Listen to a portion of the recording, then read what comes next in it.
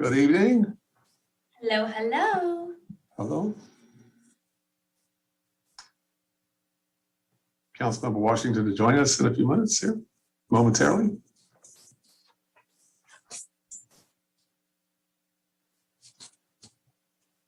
Oh, yes, okay, very good.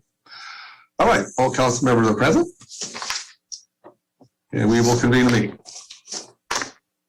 Call the meeting to order, Joint City Council Fire Protection District Board meeting for May 18, 2021.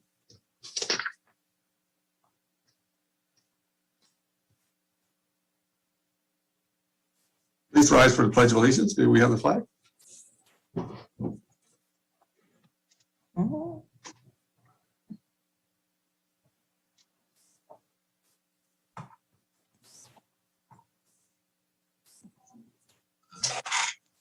I pledge allegiance to the flag of the United States of America, to the republic for which it stands, one nation, under God, indivisible, with liberty and justice for all. Thank you.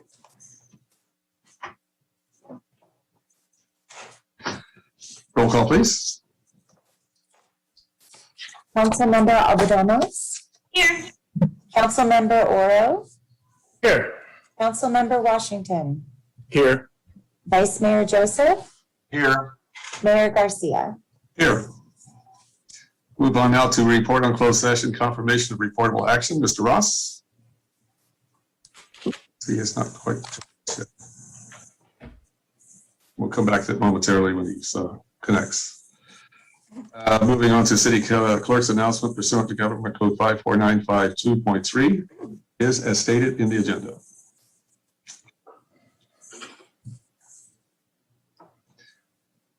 I'd just like to make just a brief announcement ahead of things. There's an expression, there's a new sheriff in town. Congratulations to our own Chief Oscar Ortiz. He's now going to be the next Napa County Sheriff, effective, I believe, June 26th. So congratulations. We're quite proud of that. I know all of us are. With that, we'll move on to proclamations and presentation. Mayor Garcia, should I read the virtual city council? Oh, yes, please do. Okay, thank you. Thank you for joining us for the May 18th, 2021 City of American Canyon City Council meeting.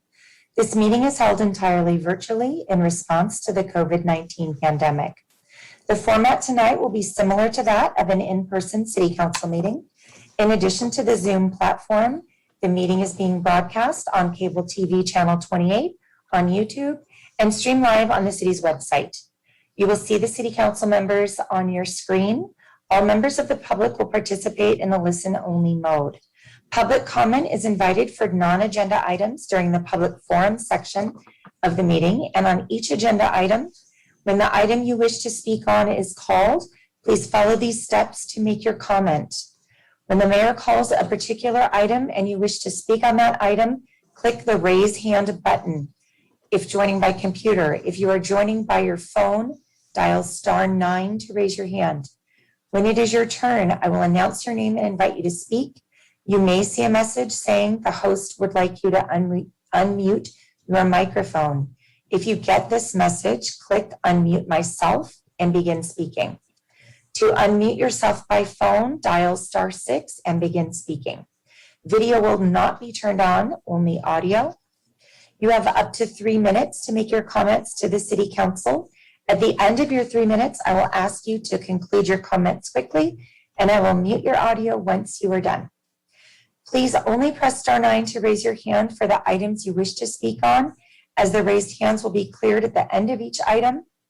The agenda for this meeting is on the City Council's page of the city website. As is the standard practice, community members are allowed to comment one time on each agenda item. All votes at tonight's meeting will be taken by roll call. We ask your patience and understanding if there are technical difficulties. This concludes my introductory remarks. Thank you. See, we have Mr. Ross present. I would like to now move back to report on closed session, confirmation of reportable action. Mr. Ross? Yes, can you hear me? Yes, please continue.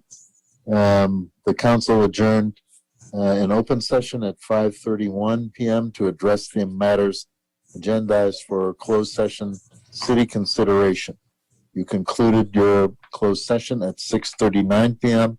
I will do a written report upon return from closed session consistent with the provisions of Government Code Section 54957.1. That would conclude my written report upon return from closed session. I apologize for being late. Any questions for Mr. Ross? Seeing none. Thank you, Mr. Ross. We'll move on to our agenda now with proclamations and presentation. Item A1, proclamation honoring National Public Works Week, May 16 to May 22nd, 2021. State of American Canyon Proclamation. May 16, May to May 21, 22nd, 2021 National Public Works Week.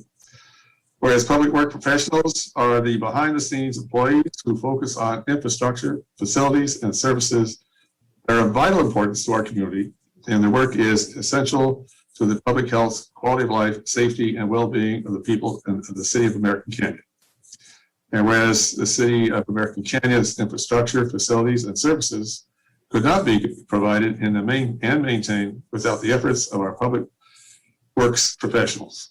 And whereas the City of American Canyon Public Works and Maintenance and Utilities Department forces are a diverse, hardworking group of dedicated first responders, including engineers, project managers, supervisors, lead workers, maintenance workers, mechanics, technicians, and water and wastewater operators who are responsible for maintaining, improving, and protecting our city's streets, creeks, water treatment, wastewater treatment, public buildings, parks, public landscaping, and other structures and facilities essential for the sustainability of American Canyon. And whereas it is in the public's interest for the residents, students, and business owners and the community leaders in the city of American Canyon to understand the vital importance of public works and to support the success of public works programs in our community. And whereas the year 2021 marks the 61st anniversary National Public Works Week, sponsored by American Public Works Association, it is the pleasure of the City of American Canyon to again join with the APWA to recognize and commend all public works professionals in the City of American Canyon and throughout the state of California. Now, therefore, be it resolved that I, Leon Garcia, Mayor of the City of American Canyon, on behalf of the American Canyon City Council, do hereby proclaim this week, May 16th through May 22nd, 2021, is National Public Work Weeks in the City of American Canyon, and call upon all residents to recognize and give thanks for all of the contributions the city works professionals make every day to our health, safety, comfort, and quality of life. Thank you. Mr. Holly, is anyone here to receive? You're muted. I knew that. I want to introduce our Public Works Director, City Engineer Erica Smithies, and our Maintenance and Utilities Director, Felix Hernandez, who want to make some remarks. Oh, well, welcome. Thank you. Thank you for all the work you do out there. It's just, I know it's largely something that doesn't come to attention when things, but when things stop working, we all hear about it. So we certainly appreciate the work you do to maintain high quality service you provide. Much appreciated. Thank you, Mayor and fellow council members. I want to appreciate having brought up the Public Works Proclamation this week. It was sorely missed last year. The men and women that work in our department are amazing. I'm only just starting to get to know the city staff here in American Canyon, and they are amazing. And it's also Public Works Week. Thank you to every other department in the community for assisting Public Works during our past year, because it's a big lift. It's not just us, it's everyone else around that helped make this team work. So I just want to thank you and thank the city and residents and the team, the Public Works team and Maintenance and Utilities Department, because it takes everyone to make the city work. So thank you. Thank you for the work you do. Good evening, Mayor, members of the council, and thank you, Erica. Echo Ms. Smithy's remarks there, and I'd like to also point out that not only are maintenance utility staff, they're out there in the field. There, as you know, they're throughout the pandemic. So throughout the pandemic, there are people working remotely, public works staff and maintenance utility staff showing up every day, going out and grinding. Another thing that I'd like to really thank staff and their commitment not only to the city, but to their own growth and with certifications. And the maintenance and utilities department, we've added in the last 6 months, we've added 15 new certifications. Whether it's water treatment, water distribution, wastewater collections. And it's going to take some time here, if you don't mind, to just go through these folks and thank them and recognize their hard work. In the water treatment and distribution division, Juan Garcia obtained a D1, so a grade 1 distribution and a grade 1 collections. Thomas Valenti, grade 1 distribution, grade 1 water treatment, and his class A driver's license. Terrence Hodge, grade 3 water distribution. Stuart Cole, grade 3 water distribution. Santiago Moreno, grade 2 water treatment, and then subsequently, immediately after that, took the grade 3 exam and passed that exam. In water reclamation and sewer collections, Ray Witzelsteiner, he passed the grade 2 wastewater exam and obtained a grade 1 collections certification. Christopher Alexander, mechanic tech 1. David Acruso, wastewater operator in training, grade 1. Uriah Yurovich, environmental compliance inspector and laboratory technician. And also I obtained my grade 4 water treatment operator certification. So all those certifications in the last 6 months. So just a great job by staff. I really appreciate the work that they do for the city. Oh, thank you. You know, can we put that, that's so important, that's something on the city webpage, some notifications, so the community knows really what's going on. You know, often you're the unsung heroes, I think, and but then you do a quality of work that is, as stated in the proclamation, it's essential to living here in American Canyon, and we couldn't be able to do that without you. So, thank you. Yeah, that's a great suggestion, Mayor. We'll get that information up on our website. Thank you. Okay, moving on to our next proclamation. Proclamation designating May 2021 as Water Safety Awareness Month. City of American Canyon Proclamation recognizing May 21 as Water Safety Month, whereas National Water Safety Month is recognized throughout the United States during the month of May 2021. And whereas we recognize the vital role that swimming and water-related activities play in sustaining good physical and mental health and enhancing the quality of life of all people. And whereas providing water safety education and teaching children and adults to swim is essential to prevent drowning and recreational water-related injuries. And whereas the recreation water industry throughout National Water Safety Month Coalition enhances quality of life by providing safe swimming facilities, aquatic programs, and related activities, providing healthy places to learn, grow, and build self-esteem, confidence, and a sense of self-worth through swimming. And whereas the Philip West Aquatic Center in American Canyon is one such facility, offering high quality aquatic program, teaching the life skill of swimming and providing opportunities at all levels of what swimmers, especially during the pandemic. And whereas the dedicated staff of lifeguards and aquatic instructors at the Philip West Aquatic Center enhances the quality of life, teaching more than 1,500 swim lessons and offering hundreds of other aquatic opportunities each year. Now therefore be proclaimed that I, Leon Garcia, Mayor, City of American Canyon, proclaim the month of May 2021 as Water Safety Month in American Canyon and urge all citizens to learn the lifelong skill of swimming, support drowning prevention efforts, and participate in aquatic programs at the Philip West Aquatic Center. Thank you. It's a great program. I also recall that they got very creative with being able to have lifeguards during the pandemic. That was something from the, I think one of the statewide park and rec programs was we were recognized for that opportunity. You're exactly right, Mayor, and we have Park and Rec Director Creighton right here to elaborate more. Okay. Mr. Yes, Mayor, you're absolutely right. Good evening, members of the council and staff. I'm accepting for Jody Michael, who's our aquatic supervisor. He actually prepared the proclamation for you here tonight, but he is taking a much needed vacation this week and isn't able to attend. So I do want to acknowledge him as well as our more than 20 lifeguards that provide service at the Phillip West Aquatic Center and really lead all of our aquatics programs and swim lesson programs. They are dedicated to what they do and have been really keeping the pool open for the last year and providing the programs for our residents to benefit from.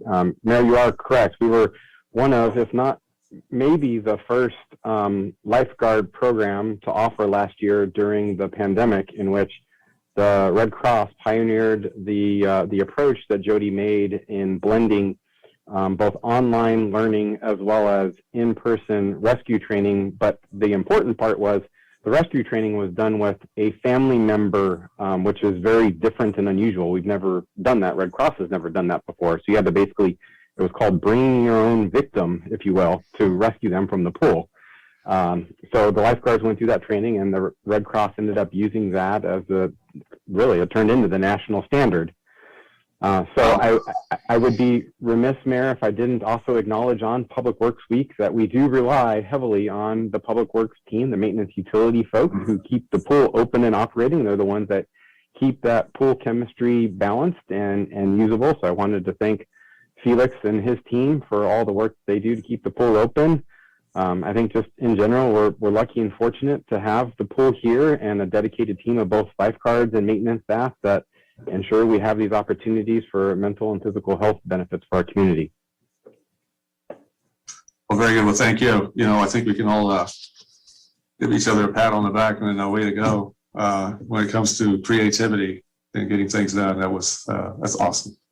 Just shows you the commitment to staff here in terms of not just the paycheck. It's a life calling, and it's work that they are very proud to do.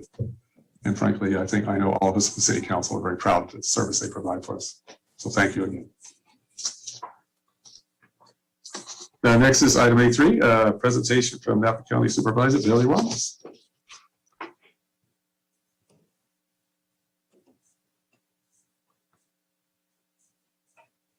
Our very own. Good evening, Supervisor Ramos. Good evening, Mayor and Council.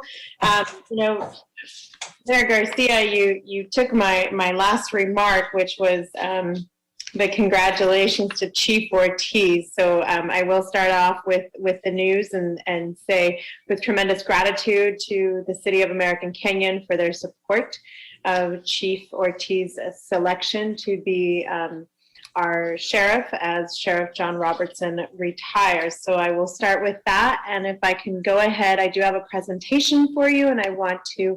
Oh, please do. Go ahead. Screen. And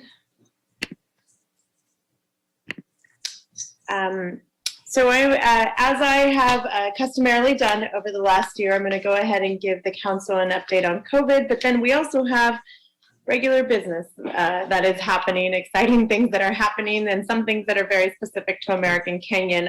Please feel free to interrupt me as we go along, but I did want to give you the latest information per Dr. Karen Relucio on COVID-19. You can see that we certainly have flattened this curve that we had going up strong in January of 2021. When you look at the cases by month, we've had a very sharp decrease in May, and that is really, there's a couple of reasons, right? One is we are increasing vaccinations in the community. There are greater community mitigation measures, enforcement, and just all of us becoming more comfortable with carrying around the mask. And really, I think the excitement of knowing that we're going to work towards June 15th and an opening of our economy is certainly motivating others to just put a little bit more effort into those community mitigations. What this translates to is if you look at our adjusted daily case rate, we are ever so close to yellow. We are still in orange, but we are we can almost taste it. We're there with yellow. So it's important to continue to please help spread the message as the City of American Canyon has done in sharing the county's infographics and in making sure that it's included in the city manager's newsletter. We really appreciate all of the support from the council and from City Hall as well. When you look at the specifics, right, when we look at the blueprint for a safer economy, which is going to be in effect until June 15th. When June 15th comes around, we're going to move what's called to the platform of Beyond the Blueprint, which is going to be to open up the economy. So this is our framework for basically the next month, if you will. And as you can see, we're not fully in yellow, but we are definitely nearing that area, and that is a really good sign. When you look at the metrics that are hospitalization-based and epidemiologically based, we are definitely in a good category. Our ICU beds did have a little bit of an uptick, but still capacity is available, and that is really one of those key indicators that determines whether we move back, right? So that is, those are all very good signs for us here. The big push, right, is vaccinations, and certainly, you know, we went from a great demand of vaccinations to lots of extra doses that people are not showing up to receive. And so now, if you pick the right clinic, you might even get yourself a $10 gift card to Target, or you might get some free produce from the farmer's market. There's all sorts of creative things. The president just announced that there's going to be free Uber and Lyft drives to go and get your vaccines. He announced that today. So, you know, there's a lot of creativity going towards getting these numbers up. But I did want to just focus on this number, and this is actually a very, very significant number for us here. For the size of the county of Napa, and with our employee base, we actually are doing very well. And so now I'm going to break it down for you. When you look at how time has elapsed, and understanding that there were tremendous supply restraints in December and January and even in parts of February. As supply ramped up, so did our vaccinations. When we look at this, we're doing very well by looking at the fact that 69% of eligible Napa County residents are partially vaccinated and 58% are fully vaccinated. Those are great numbers. Certainly we want them to be higher, and anything that the city and the council can do to help us in that would be greatly appreciated. What we're going to see next is we're going to see the breakdown by ages. And so where we're going to see a really big uptick here is in that category on the left that is not accounted for right now. As you know, last week, there was emergency approval for Pfizer to be utilized on adolescents 12 to 16 years old. So we don't have those numbers in as of yet, because that just started last Thursday. So we'll be able to hopefully see a pretty big jump. Certainly I know that the Napa County Office of Education Clinic, they ran out of vaccines at 9:30 in the morning. It was done. That was a really great sign. And chatting with friends, people are getting their children vaccinated at Walgreens, at Safeway in town. Walmart's going to begin offering some vaccines as well. You see the greeters that are actually offering you a QR code to sign up for a vaccine through Walmart. We're going to start seeing more partnerships, as we have in the last month, to really make sure we get as many people across different age groups vaccinated. But the really great news here is if you look at the 60 plus category, 85% of those that are over 60 years of age are vaccinated. And that's a really, really great sign, given our epidemiological numbers, that those people over 60 are the ones that were really affected by hospitalizations. So we're very proud of that number. Here's just a little bit more about vaccinations are now available for adolescents. It's only the Pfizer vaccine, right? So when someone goes to look at available clinics, you want to make sure that there is a Pfizer vaccine available. I personally have confirmed that Pfizer is available at Walgreens and at Safeway. So that's a great place that you can get a Pfizer vaccine. An adult does need to be present. A guardian or a parent needs to be present to authorize the administration of the vaccine. And there has to be a signed written consent to give an adolescent the vaccine. So We have a couple of public health clinics coming up. And so this is going to be, again, a really big push, especially for adolescents. We're trying some different things. We're trying after hours clinics. We're trying school and church-based clinics, right? Go to the people as opposed to asking them to come to us. And we're doing more mobile home and apartment clinic deployments. And so we already have some dates actually in early June coming up for those. So as those come around in American Canyon, we'll be sure to have our communications team deliver that information to the city so that that can be included in your outward messages to the community. Next, the big news. Well, I kind of feel like every week, every day, there's some big news, right? So the latest big news is that the CDC guidance was that if you are vaccinated under certain circumstances, you no longer need to wear a mask. That guidance is not applicable in California until June 15th. That's the same day that's being latched onto the Beyond the Blueprint timeline. So for now, it's important that we don't change our mask behaviors. We do follow in Napa County the California Department of Public Health guidance. So I would just ask to continue those protocols, and you all have been really great in demonstrating leadership, and to see you with your masks at events. And I saw all of you on Saturday, and I really do appreciate that our community members can see the leaders in the community that are wearing their masks. To reinforce, we're almost there. We've got little less than a month to go. There will be updated guidance from Cal OSHA that is expected later this week. That'll forecast the changes that'll be happening in businesses. But for right now, we're maintaining the status quo in California. We already had our first PSPS of the year. Wildfire season is already upon us. Down in Pacific Palisades, they've already are dealing with wildfire, and so emergency preparedness is incredibly important. 2 weeks ago, we marked the occasion of wildfire preparedness with a resolution at the board, and we've also taken some very affirmative action for wildfire protection. This year, we were presented with a countywide wildfire protection plan, the CWPP, that basically identifies where our fuel loads are in the county and what can be done to prevent or mitigate wildfires in those areas. The 5-year plan has a ticket price of $41 million. It's not a small price tag, certainly, but as we have seen, if you really look at the fire maps, whether it's the 2017 fire or even the 2018 fires that we had, and overlay the 2020 fires, the LNU and the Glass fire, more than half of our county has burned. The fuel load levels are high, especially in the ridges of the eastern and the western hillsides. And so this identifies where those opportunities are, whether it's shaded breaks or actual fuel line cut lines, and that is what we are working on.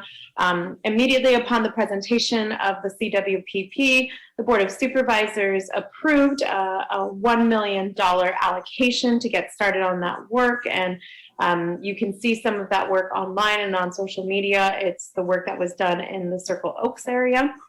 And we have also committed that we will spend $5.4 million in fiscal year 21-22, which will appear in our budget in a couple of weeks.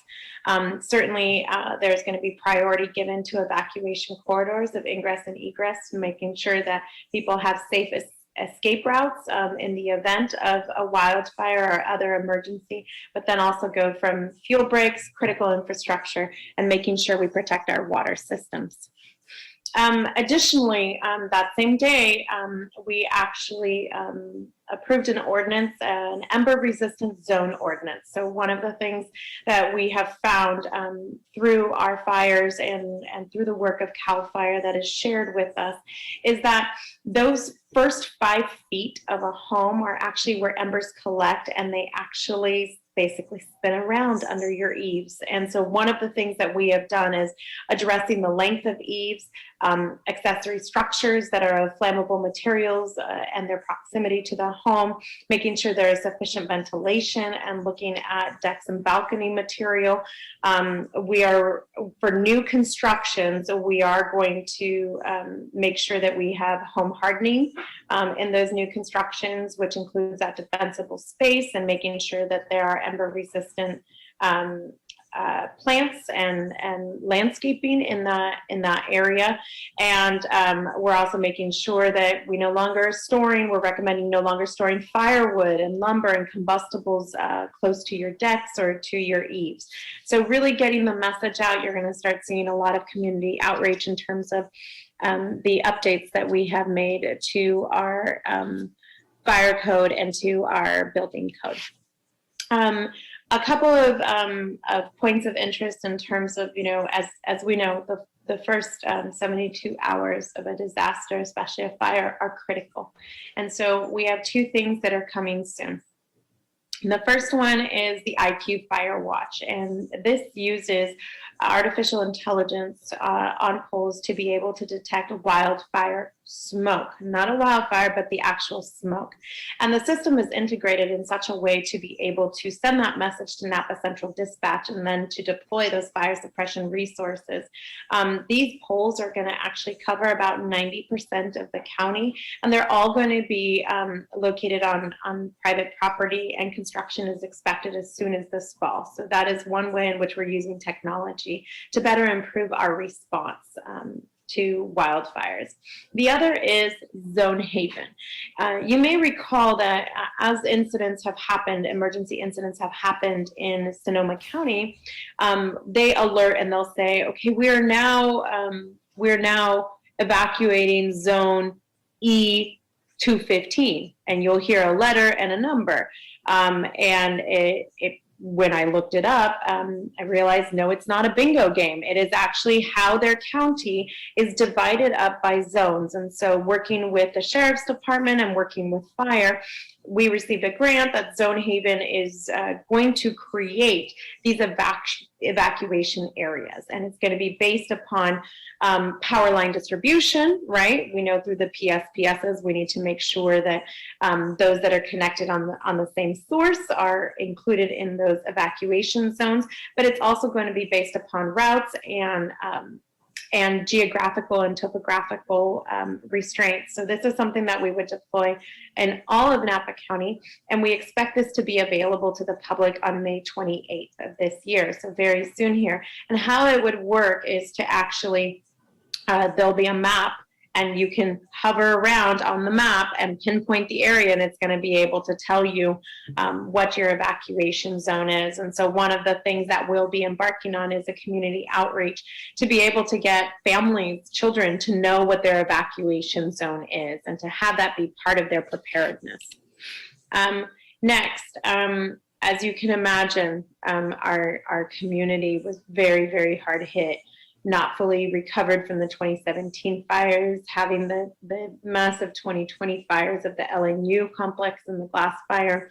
It really brought fire preparedness to a whole new level of attention in our community, not just for residents, but for businesses and for the visitation industry as well. So one of the things that we did at the board is we created an ad hoc committee to really look at coordinating efforts to assess fire prevention and suppression, to collaborate with agencies, to provide recommendations, and to really be that source of communication for the board. And so Chief Ortiz, to be sheriff soon, will be serving on that committee, so you will know how to get a hold of them. And the supervisors on that committee are Chair Pedrosa and Supervisor Gregory. I want to thank the City of American Canyon for being a great partner in our community outreach efforts. At various times, either one or all of you have been with me in front of Safeway. It's actually become so repetitive that someone actually asked me last week, is this what you do? You just pedal in front of Safeway and you hand us county material? And And to that I say, if that's what I have to do, absolutely. And so we really appreciate all of the assistance from the city in delivering the message and having people that are bilingual to be able to reach out to our multilingual community and to not only spread the message of emergency preparedness, but to also encourage people to get their vaccines and at the very least take a few extra masks with you. A couple of things just to share with you. We do have videos that you can feel free to share. I even have them on my social media about what goes into your go bag. We have videos about how to create defensible space. And then we have the wildfire preparedness video. So feel free to use those. And if there's other type of media that you, the council would like or the city would like, please definitely feel free to reach out to me or to our communications team, and we would be happy to help. We will take all the assistance we can get in spreading the message of preparedness.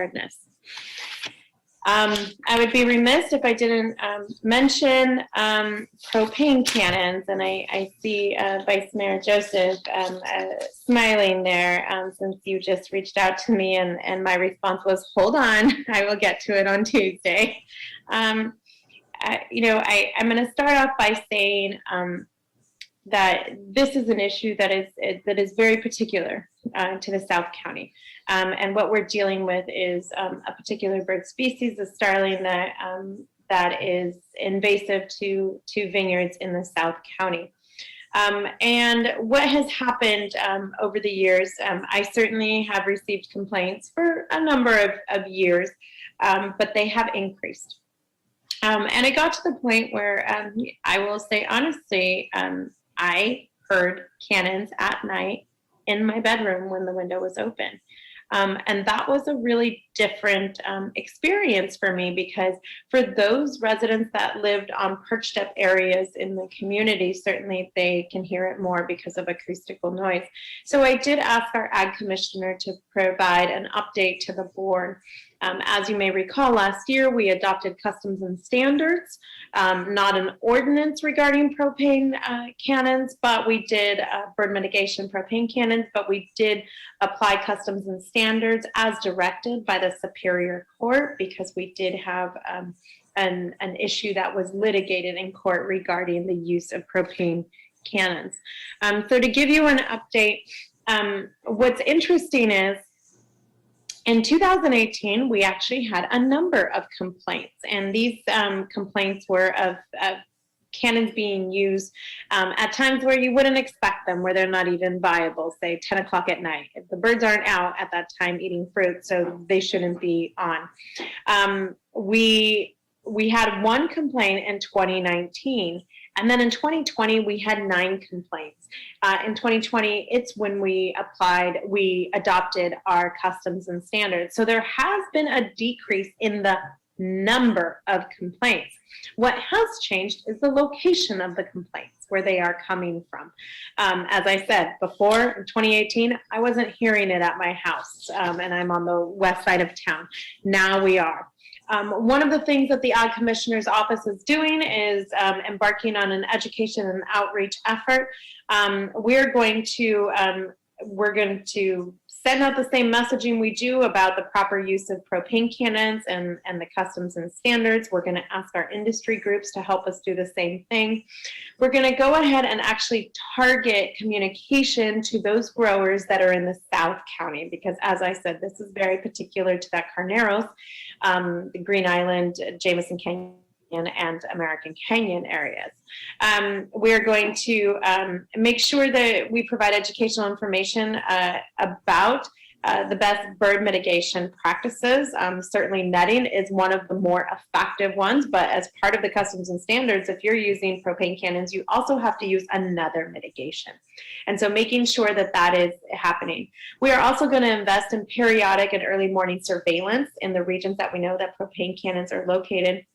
And we're actually going to send out a survey and ask growers about their use of propane cannons, assessing the viability and effectiveness of those propane cannons, but to also try and develop where those propane cannons are located. Some of them we do know where they are located. In fact, one of them, when we went out and we had a complaint that a propane cannon was going off at 11 o'clock at night, we had staff go out, and it was an error on behalf of the Vineyard Management Company. They apologized. They offered to speak to the person who reported the violation. And so it's that type of collaboration that we hope can get us to a better place, so that we can honor the livability within our communities and to our residents, and to still support agriculture. I'm going to leave these numbers with you. You're going to get complaints. I understand that, and I understand from the council's perspective, you want to be able to give an answer. The best thing is have it reported. You can either use the online complaint form, or you can call PBS, our code enforcement hotline, at 253-4417. It's a documentation of the complaints that can help us assess where it's not working and where the locations are coming from. You can also call the Ag Commissioner's office as well. So we give you 3 various options. Certainly if you contact me, I will forward it to code enforcement and to the Ag Commissioner's office. But these are ways in which you can encourage the community to help us understand propane cannon use and how it's affecting the residents of American Canyon. Next, I have the pleasure of serving as the county's representative and to be the vice president of ABAG, the Association of Bay Area Governments. I serve with Mayor Leon Garcia, the city representative, in that capacity.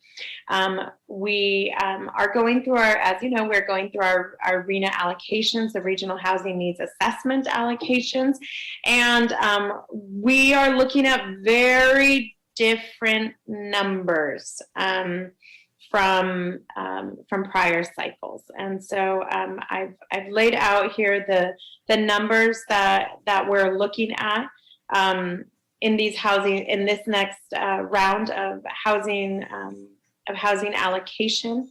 I will say that we received a presentation and we are adopting the time frame that appeals for the RHNA allocation will be due in July.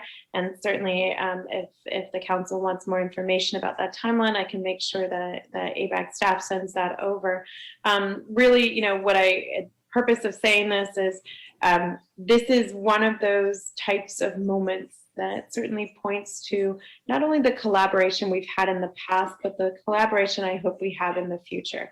Understanding that it's these RHNA numbers that have helped us bring about projects such as Valley View on Natalie Lane, that have allowed us to really collaborate with the cities to keep housing in our urbanized areas and to be able to honor our ag preserve. And so we look forward to being able to work with the city in this next housing cycle, however the numbers may land, but this is how it's looking if there is not an appeal. And with that, 24 slides of a presentation, I would be happy to answer any questions. And if not, just let Supervisor Ramos, thank you for your presentation. It's very informative. I think I would add just to your comment with the county's effort with disaster preparedness involved with the COAG group. You're probably familiar with them, community organizations assisting in disasters. So today's meeting, we're working on community resilience. It's a committee there. It's more of a neighborhood type of event. Get to know your neighbors and what assets you have, and how you can coordinate your effort in case of a disaster. So that certainly dovetails very nicely with your presentation as well. Of course, and Mayor, to that point, I would like to say the City of American Canyon really has a leg up on others, and how you started a National Night Out back in 2012, where it really became formalized through the city. And it's those types of community efforts of getting to know your neighbor that are going to be able to help us be more resilient as we respond to these disasters. Councilmember Joseph, Vice Mayor I just Joseph. wanted to thank you Supervisor Ramos for mentioning the propane cannons. I'm not sure if that will address everyone's concerns, but at least we have some contact information. And I guess the question would be, is there anything you would like this council to do to help you in your efforts? No, that's a great question, Vice Mayor. I really think that encouraging the community to report it so that we understand where the source is. Propane cannons and noise, acoustics are a very, very amorphous issue. And so being able to understand where people are most affected will help us then communicate with the right growers. What I can say anecdotally only, the building of the relocated Napa Junction Elementary has certainly changed acoustics on this side of town. So that for one, becoming adjusted to that, right? If the sun is out, we're gonna expect in the mornings and in the evenings, we're gonna expect to hear some noises, but you shouldn't be hearing it at night. You shouldn't be hearing it when it's dark, and you shouldn't be hearing it at lunchtime. So really communicating that message of, dawn and dusk, 3 hours there, here in between, that would be a really great way to help us really gather the information to determine what the next steps would be for the county to ensure we have that balance of agriculture and livability. Great, thank you. Councilmember Washington, question? Yeah, I want to thank you as well, Supervisor Ramos. And just so you know, I've met with a few residents recently, and they applaud you for advocating for this as well with the propane cannon. So I want to thank you personally because I just brought this up to the city manager's attention today, that I wanted to kind of talk to him and then probably reel you in to let you know some of those conversations. But you beat me to the punch. So thank you. I appreciate it. And just so you know, the community, the residents, they really do appreciate you advocating for them. So thank you. Of course, thank you. And, I would say we all serve that role of keeping our ear to the ground to be able to know how to better serve each of our constituencies. So like I said, if there's information that you have about cannons that are being utilized outside of the customs and standards, please do send that information either to my office. The city manager knows also how to get that information over to us so that we can better serve our community and really create that livability that our residents not only are wanting, but are worthy of. Well, it's definitely a team effort, collaboration. Yes, that makes it better for all of us. Any other questions for Supervisor Ramos? Seeing that, Supervisor Ramos, thank you very much for your presentation this evening. Thank you so much, Mayor and Council. As always, it's a pleasure to be with you to give you an update. And I really hope that my next update, which will be in the later part of the summer, early fall, that I no longer have to give you COVID numbers. I can tell you we've got greater vaccination rates, and we can ensure that all children are going back to school, and that we certainly have seen our way out of what we're at. So hold tight. We're looking forward to June 15th and keep spreading that message of maintain the status quo until June 15th, and hopefully we'll see our way out of this. Thank you so much, Council. Have a good evening. Right on. Thank you. Well, Council, we'll move on with our agenda then.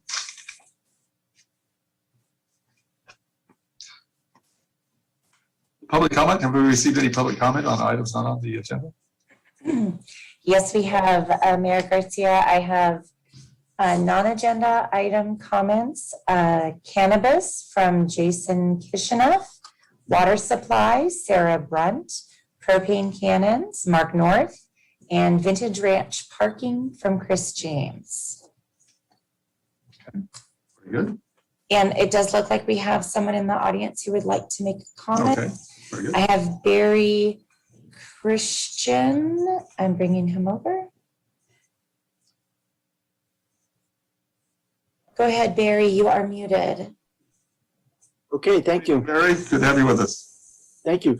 I just wanted to thank City Council for hiring the Open Space Projects Coordinator, Shilan Zudi, who has just moved on to a great opportunity with another county.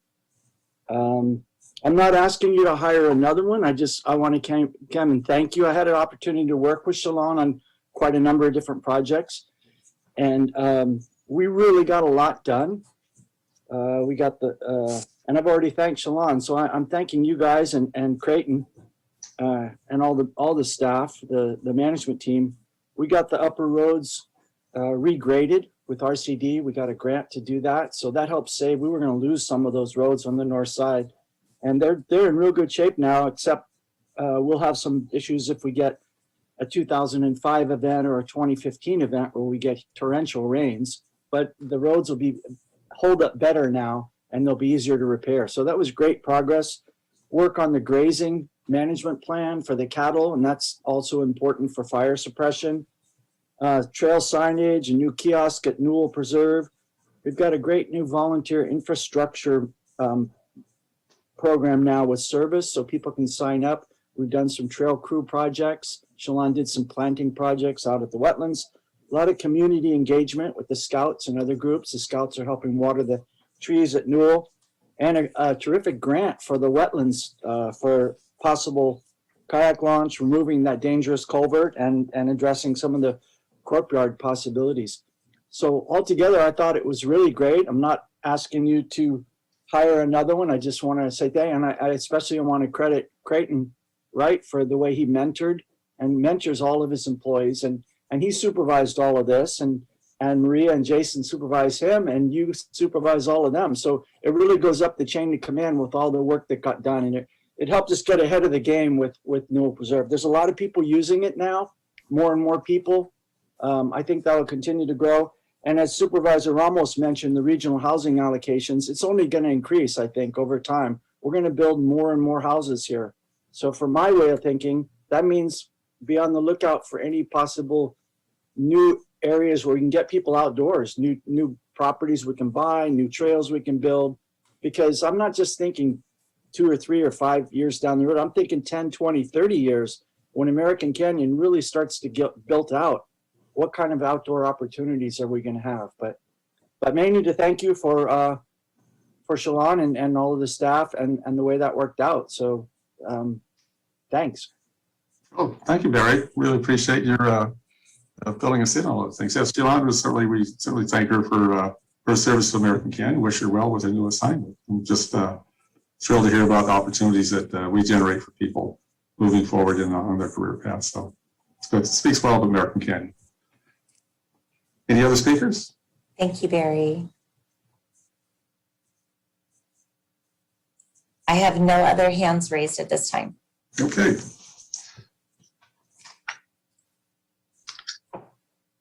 We'll move on with our agenda then.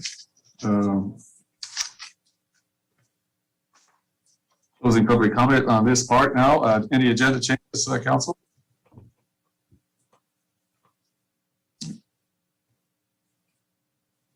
We have no matters related to American Fire Protection District Board this evening.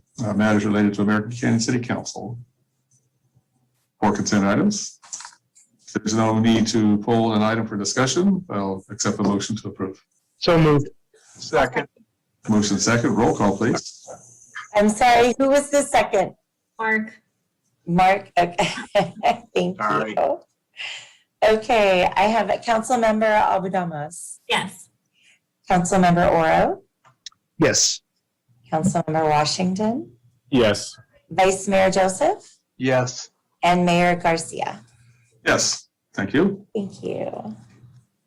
Moving on, public hearings. We have no public hearings this evening. Business, item D1, receive and file the 2020 Communications Annual Report. Thank you, Mayor and Council. As I bring up Jen Kansen back, our communications manager, and some of the team that she works with, just wanted to share that this is really the first annual report we've done related to communications, and something we anticipate doing each year as a practice. The council has asked in the past for periodic updates from different departments, different groups, and you've seen public safety reports and so forth. And we wanted to bring this communications report to you and also to the community so that everyone understands the variety of methods that we use to communicate to the community. So with that, take it away, Jen and team. Good evening, Mayor and Council, community, and staff. My name is Jen Kanzenbach. I am the city's communications manager. I'm here tonight to introduce you to our communications team, and the team is going to provide an overview of the communications activity for the period of, for the period of January through December 2020. So like everyone else, we pivoted through various challenges during 2020. We were able as a team to take those opportunities to build upon our county and regional partnerships. We also used those opportunities to refine a lot of our internal processes. So obviously the amount of information, as you'll see through this report, that we needed to share in 2020 was, I want to use the word epic because I just love that word. So our team meets regularly to stay proactive on our communication efforts. We collaborate with all of the departments across the city, as well as our community partners and other jurisdictional partners throughout the county and the county as well. And nearby counties, actually. Our spread is getting all over the region lately. So our goal is to provide streamlined and accurate communications, and our motto is to get the right information to the right people at the right time. So tonight's report, we will highlight many of the tools that we're using, and I'm sure some conversation will come up about some future additions to our toolbox. We're always looking at doing things differently, finding ways to improve and maximize the use of our resources that we have. And of course, always, reducing misinformation, and most importantly, making sure that we're meeting the needs of our diverse community. So I have the rest of the communications team here with me tonight. First, we have Shelby Corey. Shelby is an American Canyon resident, and she is a part-time communications coordinator. She is a college student in her senior year, majoring in deaf and hearing impaired education. We also have team members with us from Trepepi Smith, a California-based marketing, technology, and public affairs firm. They specialize in serving public agencies throughout California. And in fact, they actually work with our neighbors to the north and south, Napa and Vallejo, which is a really great opportunity for us to partner on maximizing resources and collaborating. John Baraloni is a director at Trepepi Smith, and Karen Villasenor is, my accent is terrible, is a business analyst. John and Karen also provide us hands-on crisis communication support. They're available to us 24 hours a day, as well as the rest of the Trepepi Smith team. And they also provide us translation services during those emergency communications, which is vital for getting the information out. And then they also provide us translation services during our, as much as we can with the resources we have for our essential service communications. We also work with Heather Piazza, which many of you are familiar with Piazza Marketing. She's a local communications consultant, and at this point in time, she's working on us with some special projects as needed, such as the State of the City annual report and other things that will come up. So she wasn't able to be here with us tonight. So I'm going to start things off with turning over to Shelby, and she's going to share with you an overview of our 2020 hot topics. Thank you, Jen, for that wonderful introduction. Hello, Mayor and Council. So tonight I will start off our presentation by talking about some of our hot topics of the month. So let's talk about what they are. So these are the topics by month that could cause a rapid increase in engagement on all of our social media channels, website traffic, and email subscriptions. So these are all of our channels that we use to get communications out to the public. As you can see, it's a widespread. So we have worldwide events and also community-based events. Our residents want timely, community-oriented information. So by monitoring these topics by month, we're able to give that to them. we can also keep in touch with our community this way. So we see the rate of engagement on these topics and see how it affects our channels. And then we are able to keep in touch with our community and what people want to know. Our job is to serve the community and get the information out as efficiently as possible.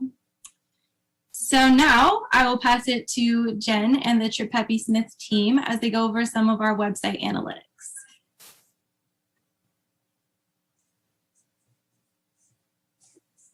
Jen, I'm sorry, I was muted. Thank you. I didn't want any background noise. So, okay, so John's going to join me for this section, and I'm basically just going to touch on the basics here that our website, which obviously is cityofamericancanyon.org, our website serves as our base for all of our communications, and ideally everything that we share out on any other channel is always going to link back to our website. So our website features a translation tool up in the right-hand corner of the website. It's powered by Google Translate. So we have some messaging on the bottom of our website as well that talks about, you know, we do our very best to translate, and we know Google Translate isn't perfect. So we also provide some information there where people can call and get more assistance. So looking at our website views from 2020 versus 2019, you can see that the total site visits on the left up at the top, that should actually say site, not page. That was a little error on my part. So the site visits, you can see are, they were actually down a little bit in 2020. And we know from our partners at County of Napa that their website traffic was up significantly. And so a lot of what we do is trying to get people to the direct place for the communication that we're sharing. So we don't want to build in extra layers to complicate things or, you know, create the opportunity for misinformation. And so if you look at 2020, most of what we were communicating were, you know, public health issues, flex alerts, which was the California ISO. I had never even heard of that before last year. Air quality, weather advisories, the PG&E, PSPSs, and other information, and the CAL FIRE. Most of our communications routed people out to those sources. And so it's not surprising to see our site visits down a little bit. I'm actually going to turn it over to John now so that he can provide some additional points on how we compare to other cities of our size. Thanks, Jen. And good evening, Honorable Mayor, members of council. Hopefully you can hear me okay. I think you can. And one of the benefits from working with a firm like Trippepi Smith is our widespread footprint throughout the state of California. We've worked with approximately 60 to 70 public agencies just in the past year. So we get to provide that 10,000-foot view of how is the city of American Canyon doing with its external communications in relation to other cities of your size. And in the terms of the shared numbers that we're seeing here, this is really a solid amount of site visits and page views for a city website, for a city of your size. If we're doing a little bit of apples to semi-oranges comparison, the city of Walnut down in Southern California has a population of 30,000. They're 50% bigger than you. And they had approximately 163,000 site visits in 2020 and only 375,000 page views in 2020. So American Canyon, smaller population, relatively smaller audiences that you're talking to, still had comparative numbers there. And as Jen touched on, I'm sure one of the largest questions we have here, why would site visits go down? Why would page views go down from 2019 to 2020? We can dig further into that if anyone is really curious about finding out, but a couple reasons we wanted to surface here for the group that we think speak for themselves. In 2019, you had that October 26th PSPS event. That page alone that we created had almost 27,000 page views by itself. And when you have something that is drawing in that much attention, when you don't have that, obviously numbers can drop off a little bit. Similarly, we know 2020 was a very weird year in terms of the activities and the services and events that the city was offering. When those things don't happen, people aren't going to the website to look for information like recreation classes or city events that they can go to. those things simply weren't happening. So there was no reason for people to come to the site as often as they did in 2019 when those things were happening regularly. So again, not a complete explanation, but a couple key data points that we wanted to touch on. And then in terms of the second part of this, the viewer device, are people looking at your website through a desktop or a laptop? Are they looking at it through a tablet like an iPad? Or are they looking at it through a smartphone? Typically, what Trippi Smith has seen over the past few years is a shift toward 50-50. 50% of people are viewing it through a desktop or laptop, 50% are viewing it through a smartphone, and that is only going to shift more over time toward the mobile side of things as your website is mobile responsive, meaning that if you look at it on a phone, you're going to get a very similar experience as you do looking at it on a desktop or a laptop. That's been improving across the US, across the state over the past few years. We expect that number to just go up over time. Perfect. So next we're going to turn it over to Karen, and she's going to talk a little bit about our top viewed pages during this odd year. So Karen, I'll turn it over to you. Thank you, Jen, and hello, Mayor and members of the council. So on this page, you'll see the top 10 pages viewed in 2020. The differences between numbers 5 through 10 are fairly negligible, so we can focus on the top 3 to see what they tell us about your audience. So utility billing as number 2 speaks partially to its prominence as a button on the virtual City Hall homepage, and also that it's the first search result for utility. So from this, we can kind of tell that ratepayers are well aware where to make payments online. Recreation as number 3 speaks to the prominence as well on the virtual City Hall homepage and the recreation team's efforts at producing external communications that drive audiences back to the city website. The job opportunities and contact us pages are almost always in the city's top 10 pages, so there are no big surprises there. And beyond the virtual City Hall homepage, one of the top ways that people navigated to these pages were also just organic Google searches. Thank you. Shelby, can you switch pages? Thank you. Karen, I'll let you actually continue here on the email. Oh, no, I'm sorry. This is my part. Sorry, everybody. Thank you. Okay, so our email subscription service that we use is called GovDelivery, and it's an email delivery platform that more than 4,000 government agencies use. So one of the benefits, actually there's 2 really big benefits to using it. One is that it has a network overlay. And so what that means is when users are subscribed to another agency within the network, it will come up at the end and say, would you also like to subscribe to these places? Similar to when you buy something on Amazon and they try to add stuff in your cart. So the great thing for us is that helps spread American Canyon. You can see that we have San Francisco Municipal Transportation Agency. A lot of their, well, I mean, it's not a lot, but still that's kind of cool to see that connection in the city of Walnut Creek. Some of their subscribers have also jumped onto our subscriptions. So you can see that over the last 12 months, we've had a 70% growth in our subscription totals. So that John and Karen will explain a little bit more on that. But I mean, you can see throughout the year how it increased, and this is definitely our strongest tool. And the other great thing about this tool is that it's going to have, it connects into our Granicus Peak agenda, which is coming out very soon. So it's all connected into one program.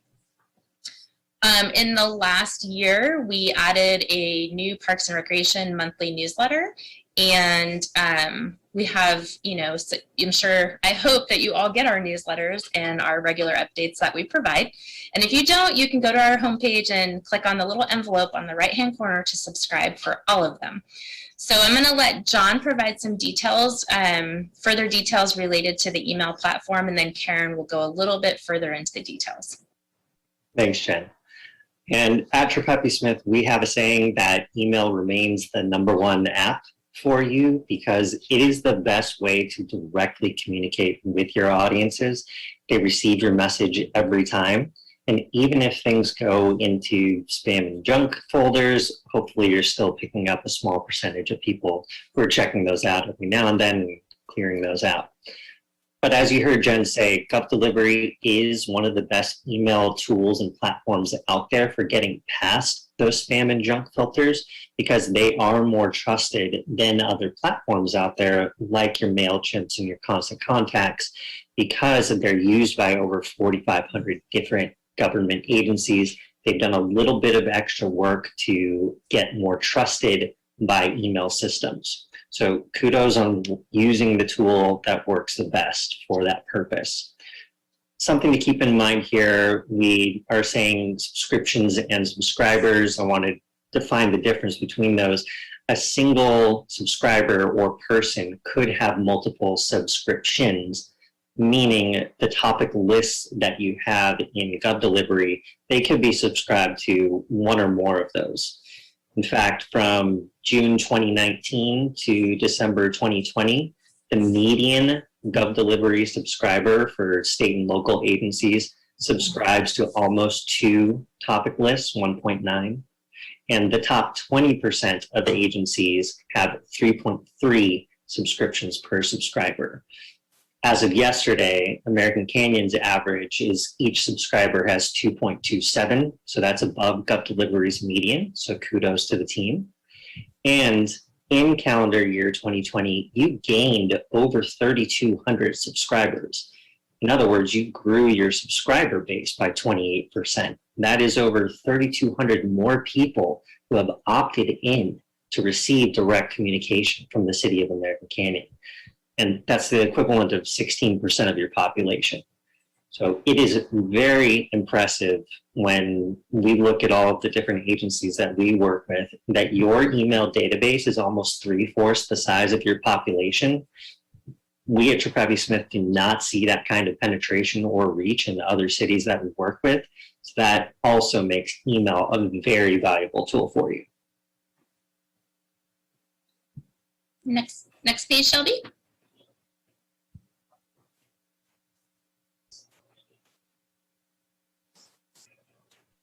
Thank you, Shelby. I'll jump in here to talk about these email details. So in the first table here, you'll see the number of emails sent and the total number of emails delivered per month in 2020. You'll notice that August 2020 and October 2020 had some of the highest numbers of emails sent. This is due primarily to some of the hot topics during those months, which included the census, extreme heat, flex alerts, and the countywide fires. In this next chart, you'll see a breakdown of the subscribers per month. So this is the per month for the city's various subscribers list. And this isn't a full list of the subscription lists that we have, just partial one.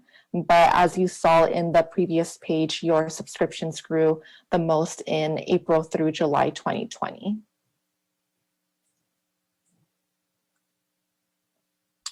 And on this page, we can talk about email engagement through GovDelivery.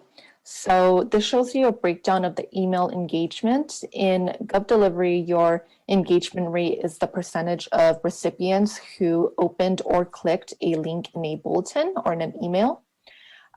From June 2019 to December 2020, the median GovDelivery engagement rate for emails from state and local agencies was 57%. So if you're looking down at this engagement by month number, for every calendar year in 2020, American Canyon was above that median. In the same June 2019 to December 2020 timeframe, the top 20% of GovDelivery state and local agencies had an average 69% engagement rate. So American Canyon's 2020 average was right at that mark and actually exceeded it 10 out of 12 months. And with that, we can move on to the next page, Shelby.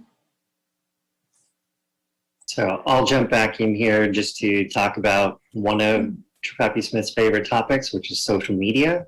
This is something where we recognize it is both a curse and a blessing in terms of it being platforms where your audiences are, your residents are on Facebook and Instagram and Nextdoor. But at the same time, it can be frustrating because you are subject to algorithms that don't necessarily show your content every single time to the people who have said they want to see your content because they think they know better than you do what people want to see.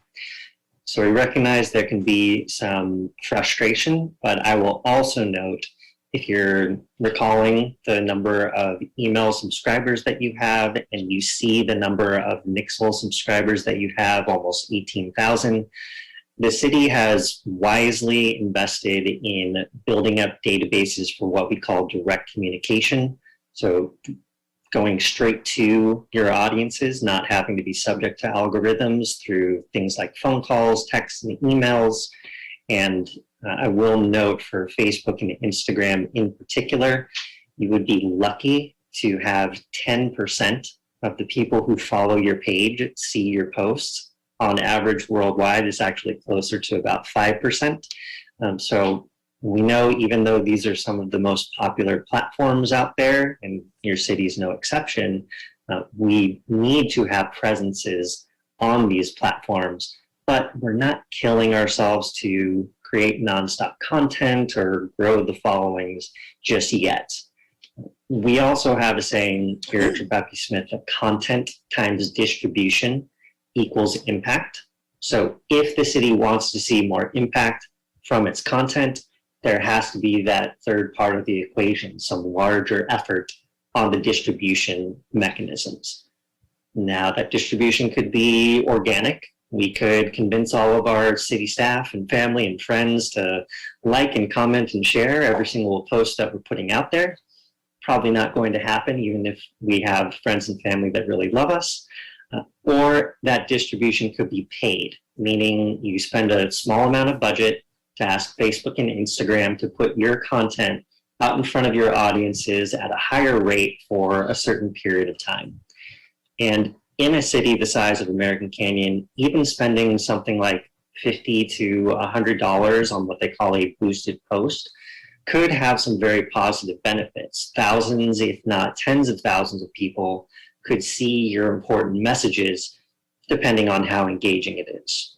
So again, take these numbers with a grain of salt, especially on Instagram. There may be newer efforts that we're trying to work into our processes and get multiple staff involved in changing culture to embrace these more. They're growing slowly but surely.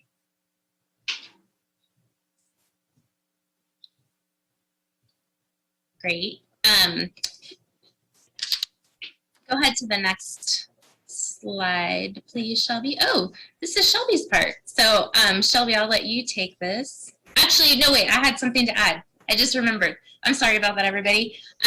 So as far as our social media and applications on the last slide, I did want to point out here that we're currently working on a program to engage our youth and have them join us in spreading our messaging onto their social media platforms. So we're hoping to use that in conjunction with our volunteer program and actually get some volunteer hours for the youth, and then also an opportunity to, you know, let them know what's going on in the city as far as public meetings and processes, and then using them to share the messaging with their family and friends. So that is coming soon. And Shelby, I'll let you wrap up on the presentation with the in the news section. Thank you. So here in front of you, we have the in the news section. So this is viewed on our website under our newsroom feature.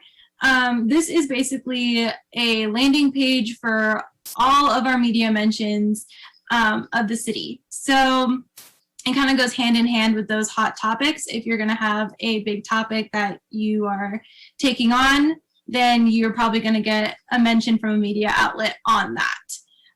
This page gives our residents basically a one-stop shop into who's talking about us and what they're saying.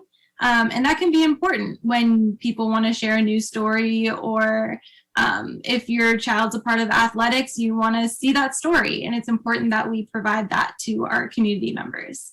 This is a step towards one of our main goals, which is to proactively build and strengthen the relationships between the city communications team and media outlets. So we want to make sure that our story is being told. We do a lot of great things in the city. We have great events, great response, great staff, and we want to make sure that those are being recognized, and also neighboring communities are able to take part in what we're putting out for our community. Because it's selfish for us to just take that and keep it to ourselves. We want to share it with everyone. So this page kind of enables us to do that and is a step towards one of those bigger goals. We just started monitoring these in April of 2020, and those are the last few pages of this report. So it'll show you every news story between April 2020 up to this month currently. So I have to brag on a couple of these entries just because something was mentioned earlier during the proclamation this evening with Water Safety Month. And so our water program, aquatics program through COVID and the changes and pivots that were made to provide for the community was actually recognized in an international aquatics magazine, which was pretty cool. So we're always looking to get stories out to different organizations and magazines, and adding new tools as we work through the launch. For example, as we work through the launch of our new agenda software, and we continue to build upon the virtual city hall services, you'll see different technological capabilities that will be coming through, and that will help us improve the ways that we can communicate and provide accessibility to all of the city's information and services. And we're happy to answer any questions that you might have. And that concludes our presentation for the evening.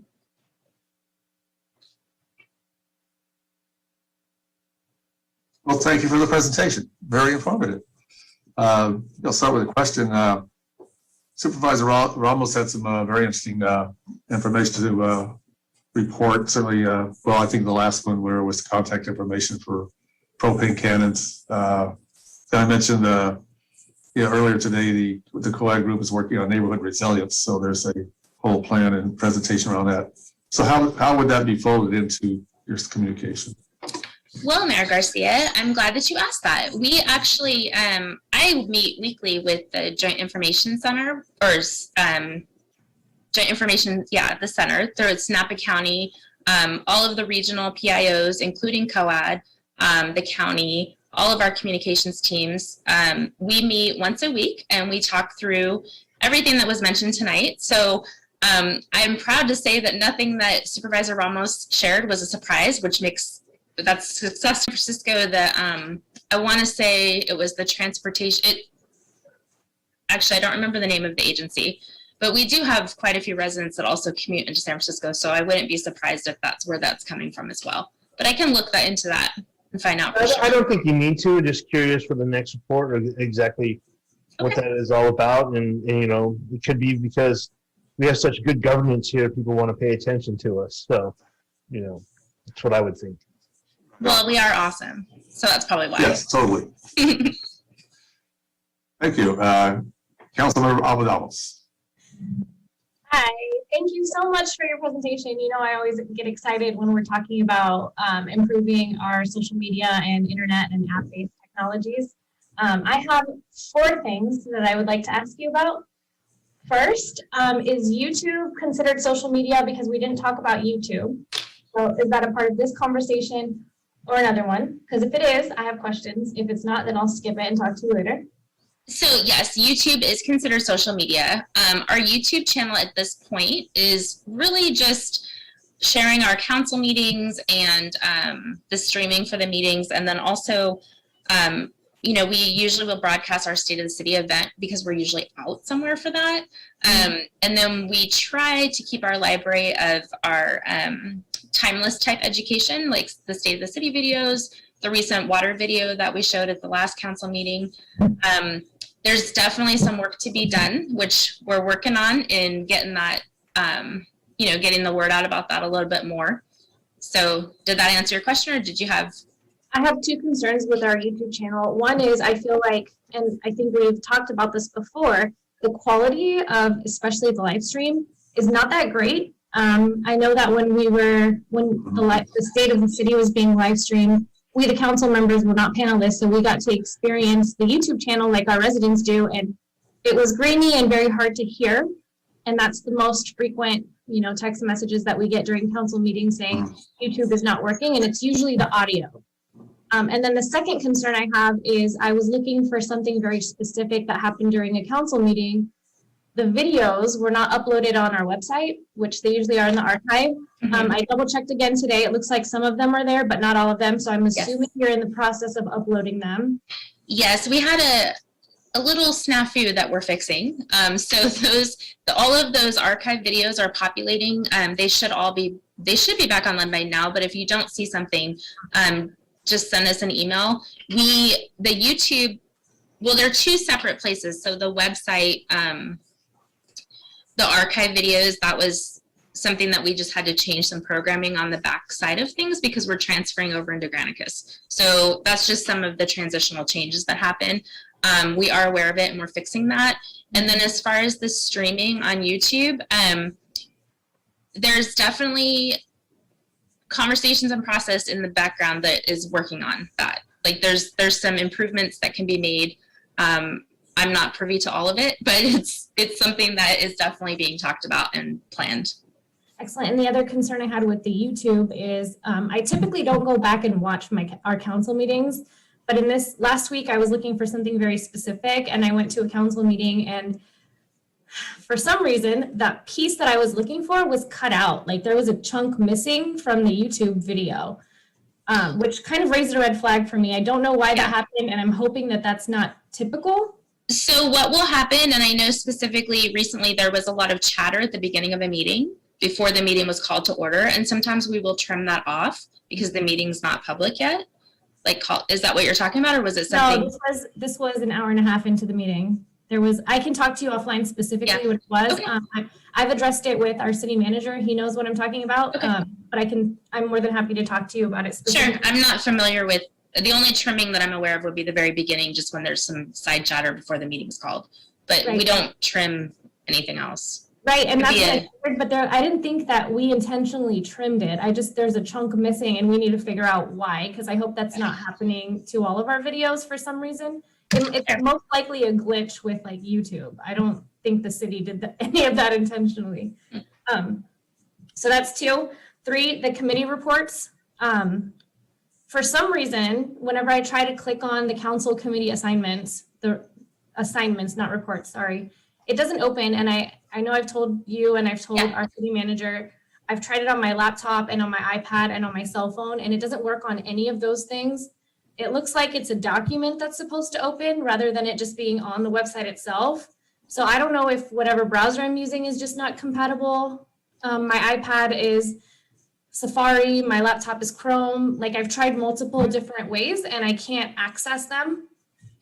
I'll take another look at it. I did go in and fix that, but I'll take another look. Sometimes it's, you could need to clear your cookies out of your own browsers. That can make a difference. I mean, there's all kinds of weird technical things that can happen, but I can definitely take a look, and there might be a different way that we can display the information if it's causing that big of a problem. So we'll take a look at it. Okay, thank you. And then the last one, number 4, can you tell us more about the translation services on the website? You said it's being, the service provider is Google Translate. So does that mean we can translate into any language? Mm-hmm. Are we only translating in specific languages? No, so it's actually part of our website service. And if you visit our homepage, up on the right-hand side, there's something that says language up on the top right. Mm-hmm. And if you select that, it takes you to Google Translate. And that's what I was saying earlier, that Google Translate, as you are well aware from during the Nixle translations that happened during the 2017 fires, sometimes it's not perfect. And so we've added messaging at the bottom of our website page to let people know that, this is not a perfect tool, but it is a tool that it's getting better and better with time. So when you go to that page, the homepage, and you click on language, you can choose to translate from English to I don't even know how many languages there are. There's a whole list of all types of languages. And so what that will do is it will translate all of the text on the website, but what it won't translate is if there's a document attachment. And so that's where we do the work with Trip Happy Smith on our, like right now we're working on the recycled water program and our water rebate programs to translate those specific documents so that we can have them together. And may I ask what language or languages are we going to translate those into? So at this point, we're translating them into Spanish. Okay, and we also have a very large Tagalog speaking community in American Canyon, so it's very important that we don't forget that. I totally appreciate and love that we're starting to do things in Spanish now, but like 1/3 of our population almost is Tagalog speaking. And one last question regarding the translations. Are we doing anything for visually or hearing impaired, or is it just languages? So we actually do, through our website, we have a service that we use that we track like broken links and track all of our accessibility scores. So it basically helps us go through and learn how to make the website more accessible and make changes as we go. That is something that we're actively working on. In fact, that's a project that Shelby is taking the lead on, which is perfect for her education and passion. So we are definitely working on that. It's like learning a whole different language of things to do. So it's a constant effort on our part. That's awesome. Thank you, Jen. I feel like every time I ask you a question, you're always aware and working on it. So excellent work. Keep it up. And thank you, team. Thank you. See, I think we had Councilmember Washington. Yeah, only one question, but thank you, Jen, Selby, Karen, and John. You guys did an awesome job with that presentation. But if you go to page 5 on the utility billing piece, my question is the computers that are in City Hall or in the library that are already set up for, the utility part, do we get credit for the people that go to City Hall that don't have computers at home to say, because I would think that percentage would be a little bit higher than the 3.69. I always hear people say that I'm going down to City Hall to pay my bill. I'm like, oh, you doing it in person? They're like, no, I'm logging on to their computer. So I'm just assuming, would that also be calculated? It should be, because those are actually visits through the website. Like those are web visits. So it should be, yes. But also keep in mind that this is during 2020. So during COVID, when City Hall was closed down, it was difficult. I don't remember what month the lobby was actually closed at a point in time. So that could also impact this number for this year. It'll be interesting to see what happens in the next report next year if it goes back up. Okay, thank you. Yeah. Then Vice Mayor Joseph. Yes, and again, I appreciate the report. My biggest concern was that 25% drop in visits, but you guys have pretty much provided some good explanation, so I appreciate that. But I would also echo Councilmember Abadamos's concerns about YouTube and the audio visual quality of the recordings, but also exploring the closed captioning. I think that was where she was coming from. And again, it relates back to some of the public comments we've received just tonight. Those are good concerns, and whatever we can do to enhance the quality of the service reflects on us as well, I suspect. And then in that regard, as a technological dinosaur apparently, and one who still has cable and thinks of Channel 28 when he wants to see a council meeting, do we do anything to kind of take some of that public programming and upload it to our YouTube channel? Or there may be a question of whether we have much in the way of programming on Channel 28 other than the meetings, but is there a way to expand the YouTube channel to go beyond just some of the basics? And you kind of alluded to some of the educational videos, but maybe expand some of that or develop some kind of a regular talk show about local issues, things like that, to kind of explore broadening our reach, making that channel a little more appealing, or at least more content rich, anything like that. Yeah, we definitely can do that. And I don't want to speak ahead of myself, but there are some things coming in the next few months that will tie into that. So stay tuned for that as far as YouTube and some additional video type things. What was your first question? I'm sorry, I forgot.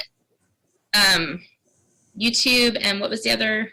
The closed captioning. Oh yes, so the closed captioning, when we switch to Granicus Peak Agenda, that is something that is provided in that service. So it doesn't, we have received many public comments about that, and it's such a great idea, and it's an easy thing to do. It's just, it doesn't make sense to do it now when we're in the middle of a transition, and that comes with it. So it's part of that process, and we will be, I do have to warn you ahead of time though, that those are all based on AI. And so sometimes you could see up on the screen, you know, especially if Mayor Garcia, if you're not speaking very clearly into your mic, we could get some weird, you know, we'll have to go back and edit those things. So just like the translation service on the website, when you're dealing with artificial intelligence, sometimes things aren't perfect, but we'll definitely do our best to get that as close to perfect as we can. Yeah.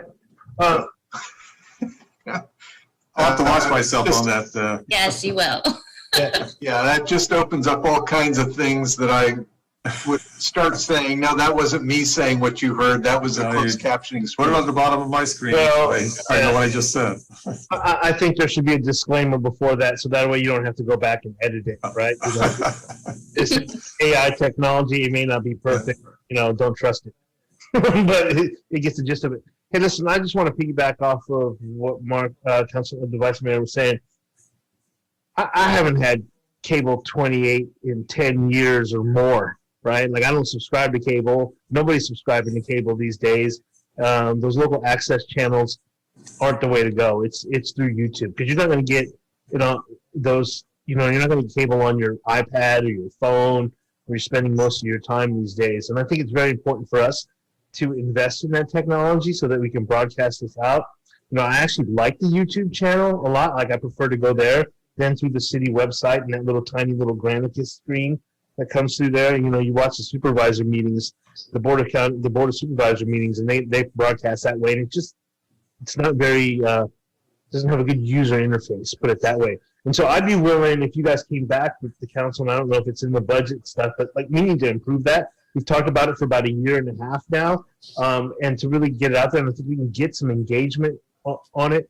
Improve the cameras in the council chambers when we get back there. But right now it's really cool because we're using Zoom, right? But when we get back in the council chambers, you know, we should have high definition cameras in there. We should advance that technology. And, you know, people talk about participatory government, being able to participate through the internet and the YouTube, whatever it is an investment well made.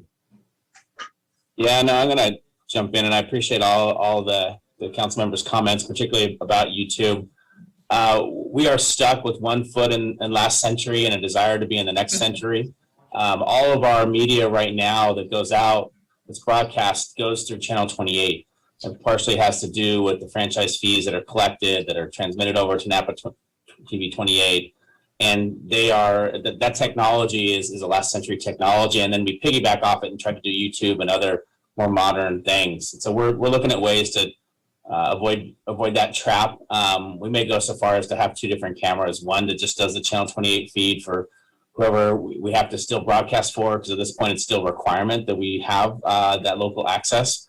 But we may invest in doing, you know, for the rest of the world who've moved into the more modern technology. We are unable at this point to abandon Channel 28 and that public access TV because, again, there are taxes and fees collected on the different communications bills in town, and those monies are, again, for federal and state law, reserved for those local access shows. But our system for the modern technology has been built off a last century technology, and you see that in some of the lower quality than we'd like or used to for all of our other kinds of programming. So it's an issue that we're aware of and we're trying to sort out. And when we get back into chambers, we're still going to have some bumps in the road, but we're still working on it. But thank you.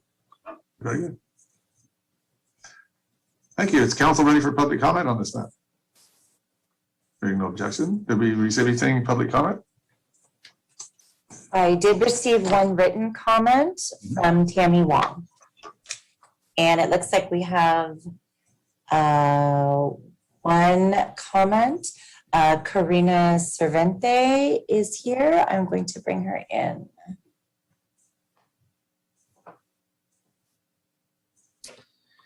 Hi, good evening. Hey, welcome. Thank you. Ready? Yeah? Yes, go ahead. Please continue. Okay, good. Thank you. So it's a special thanks to the communication team. It really shows how you have collaborated with local organizations and local schools to being able to share information, especially during the pandemic. It's been great. I greatly appreciate it. Just have a couple of suggestions. I would like to see more posts on commissions and committee meetings, specifically reminders. I see them on council meetings and stuff, but I think that just more reminders on all those awesome OSAC and PCS and Planning Commission. That will be a really good thing, I feel. And also, I wanted to touch on an ordinance that just passed in December 2020 in the city of Santa Rosa. There's an ordinance that there's a lot of things that are in the ordinance, but some of them requires the agenda to be in English and Spanish and other languages by request, ensures Spanish translation at all the city council meetings, and also and updates the agenda so that it has meaningful description of an item prior to council action, and recommends outcome from staff and tells the public the budgetary impact of the item that the item will have. So, that falls under communication. And why is that important? Is because a lot of the folks out there, like myself, are not experts like you. Sometimes we don't even understand what those agendas say. So, my last comment is the communications team has done a really excellent job on translating things to Spanish. So I really appreciate it. On the population at glance that came on the report on May 18th, on your council agenda, it says ethnicity breakdown: Hispanic 28%, and then Asian 36%. So that includes Filipinos. So more than 50% of the city speaks another language. So I think that we deserve to be able to understand what our city leaders are doing. And so if that means having all of those things translated to Spanish, right there you have 28% of the population being more active and paying attention to what you guys are doing. So so that's about it. I hope that things that you guys keep on translating. And also the YouTube has a caps that you can actually do on different languages. So try to look into that as well. Thank you so much. Thank you. Thank you, Karina. Any other public comment?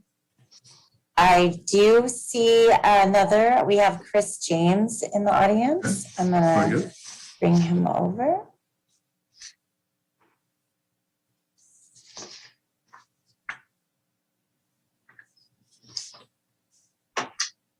Go ahead, Chris.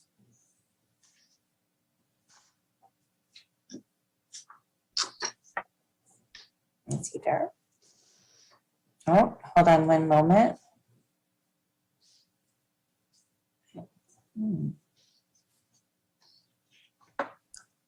He may have disconnected. I don't see him in either room. Oh, here we go. He's muted. Chris, you're on mute.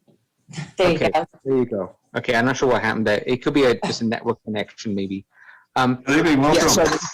yeah, thank you. I just wanted to thank Jen and her team. It was an excellent presentation tonight. And right at the beginning of comments from the council and the mayor brought up about the air cannons, and I think that would make for a really good topic of going out like an email around cannon season, because I know back in 2018, I was reporting this thing, the process and the problems. It didn't seem to do much good, and they wanted me to go out at 5 a.m. in the morning to go and find out what the locations was. So I'd be nice to know what the process is now, and share that as widely as we can as cannon season comes up. And it would also be nice, and another topic is it would be very nice to get all city meetings archived on YouTube. I know that we've got a kind of a clunky process right now, but the PCS and open space, the committees and commissions, they don't all get archived, and so I needed to go back and just check notes and stuff, and share things with other people, and it's no longer there. And it's also really nice to see that we will get official closed captioning very soon. I know I have a few family members that could use that. That's all. Thanks so much, and again, thanks for great job. Thank you. Thank you. Anybody else?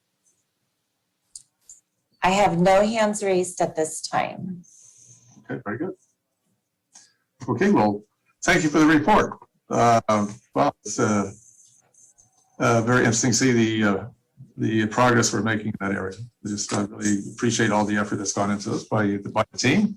Good work, and I know there's more refinement to come along the way. Good to be part of the 21st century, huh? Yes, it is. Thank you. Have a nice evening. Thank you.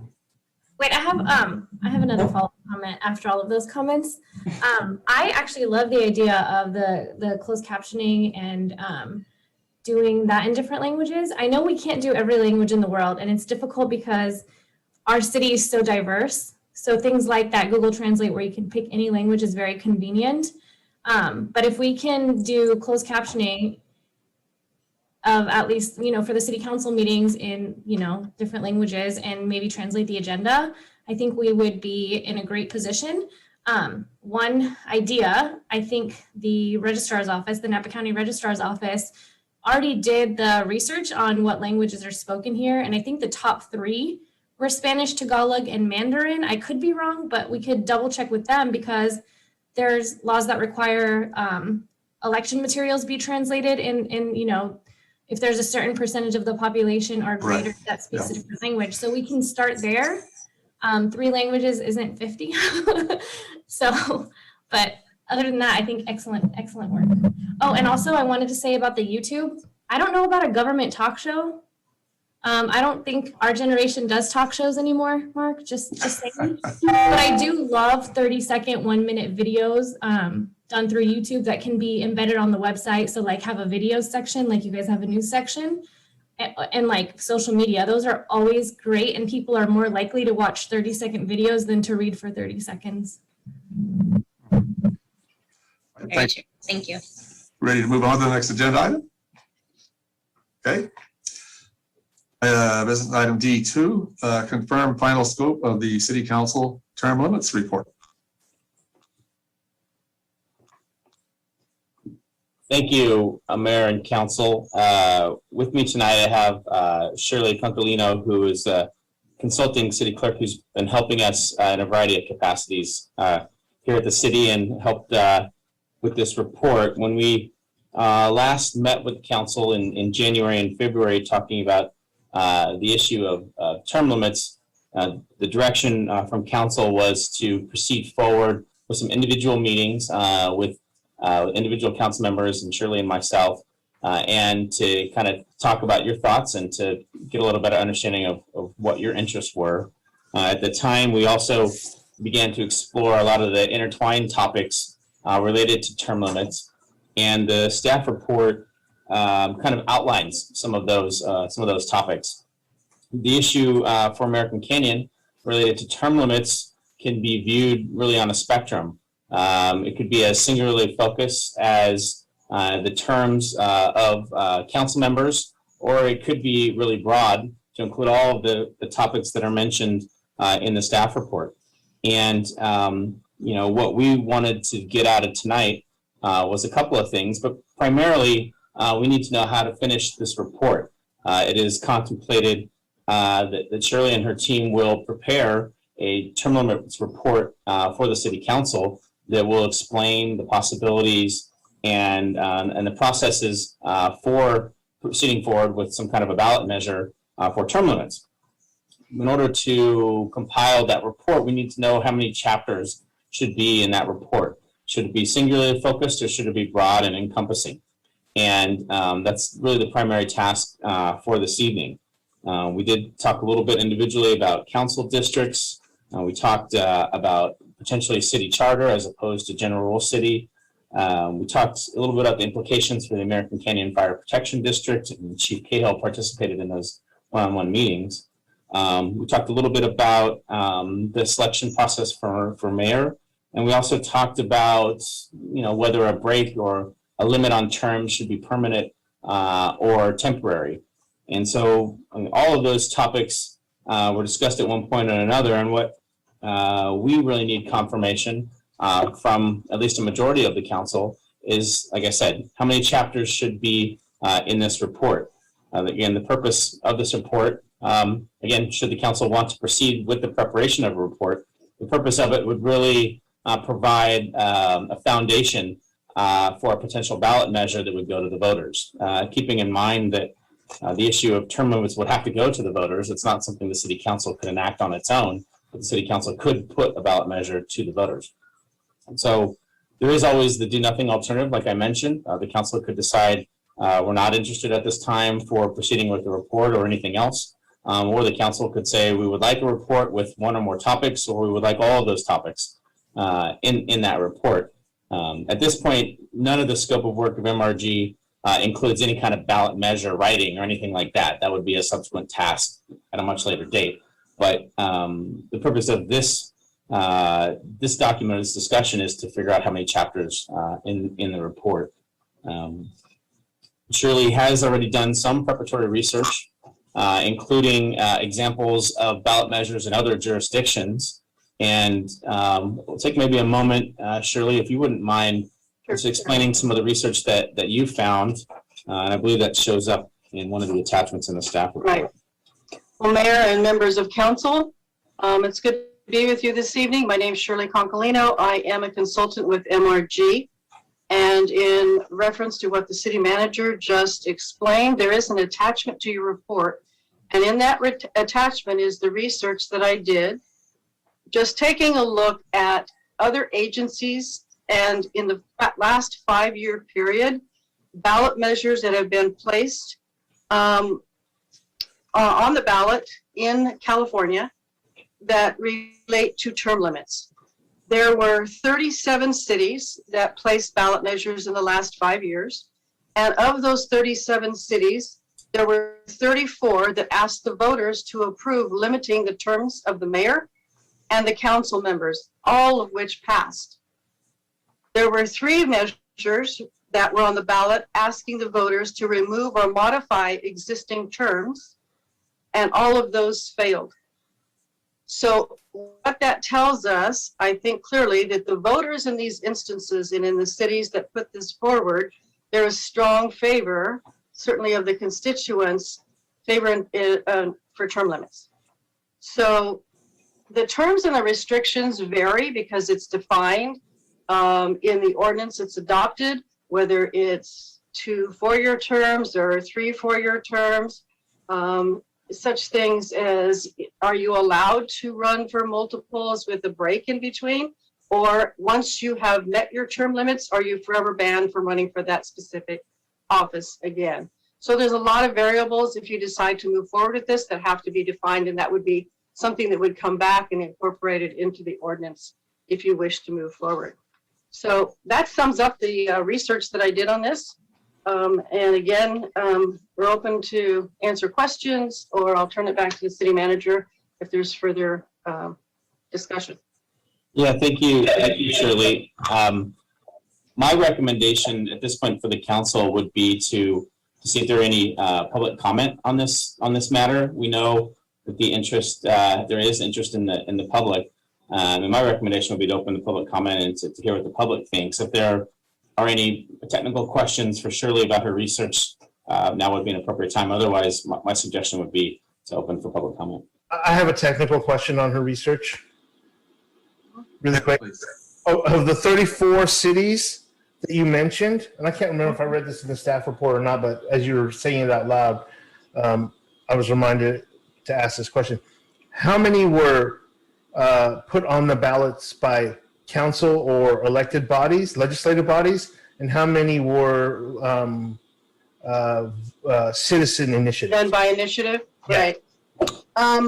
I don't have the exact number. I can certainly get that, but I will tell you the majority of it was placed on by an elected body.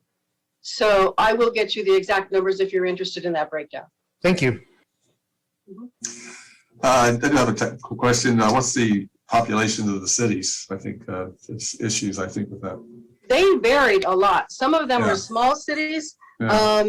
It's just all over. So if It's a larger city, you have a larger pool of potential candidates. Yes, exactly. Roseville was one of them, which is one of the larger cities, and you can see by the list, San Diego is on here. So that's definitely one of the larger big cities. one.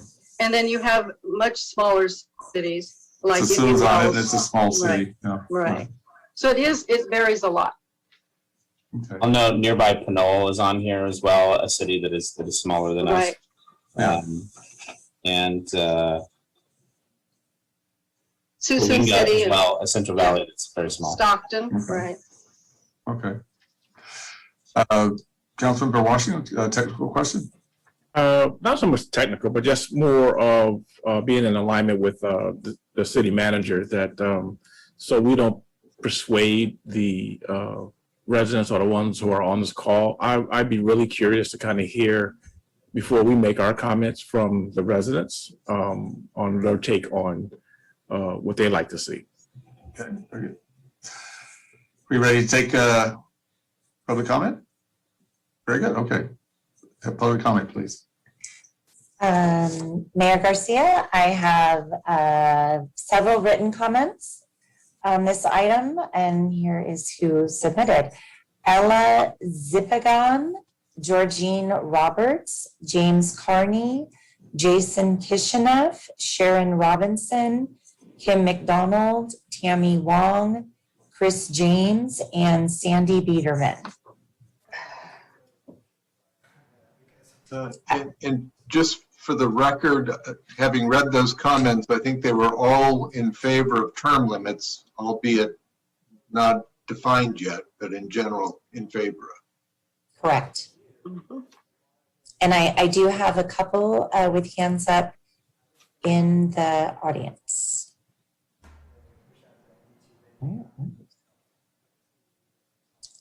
I'm bringing over Kenneth Leary.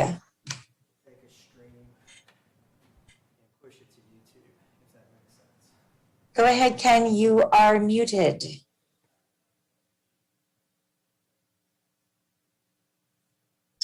Good evening, Council, and good evening, Ken. Welcome. I just have a question, and it's meant for, I guess, Shirley, and that's the. I was researching myself today, and I was wondering the effects on term limits on voter turnout. I don't know if it's been long enough to be able to see if there's any effect on voter turnout with term limits. So I would like to see that part of the study. Okay, that is something I would have to look at. I do not have that at the top, on the top of my head, nor did I really research that, but that's certainly something that we could look at. All right, well, thank you very much. Thank you, Mayor and Council and staff. Thank you, Ken. Mr. Mayor, we have Karina Cervente.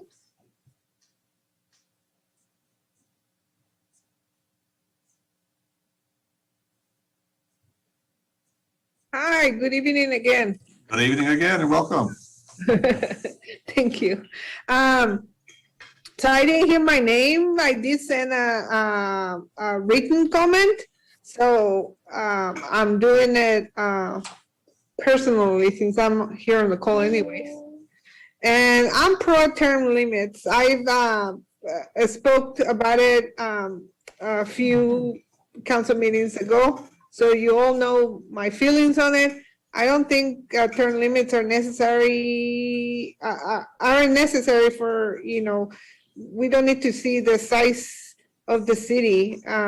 Most of the folks here in town, for what I've read and talked and exchange information with folks here in town, they're all pro term limits. I just feel it kind of makes the way that we vote you in kind of fair for other people to be able to run for office. And I don't really want to see somebody be in the chair there for 20 years. At one point you gotta retire. So I guess term limits ensures that. Thank you.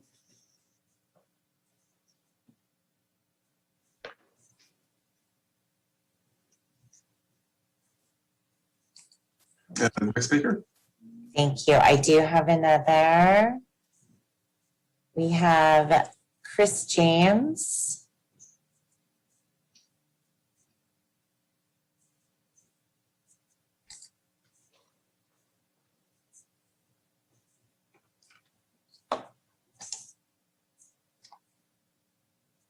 Go ahead, Chris, you're muted. There you go. There you go. Can you hear me now? Yes. Yes. Yes, Cam. Good evening. Welcome. Yeah, thanks for bringing this back to the council tonight. And I did submit a public comment, but I wanted to kind of read out some of it and elaborate on some of the bits.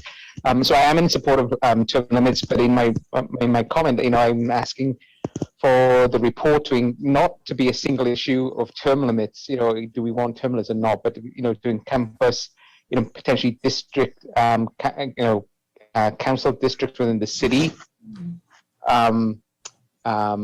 Looking at the mayor's position as well. I love our mayor, but do we want to keep it as an elected position or a rotational position? That should be included in the report. Not necessarily that may end up in the ballot initiative, but it should be in the report. And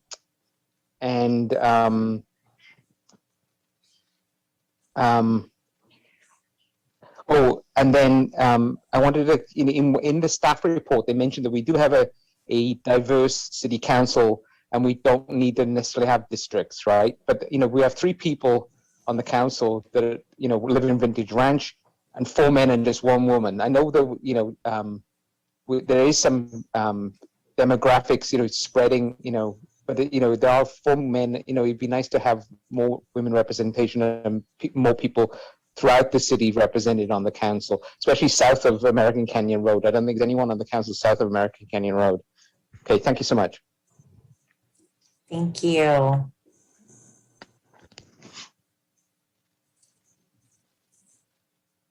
Okay, I have Cindy Biederman.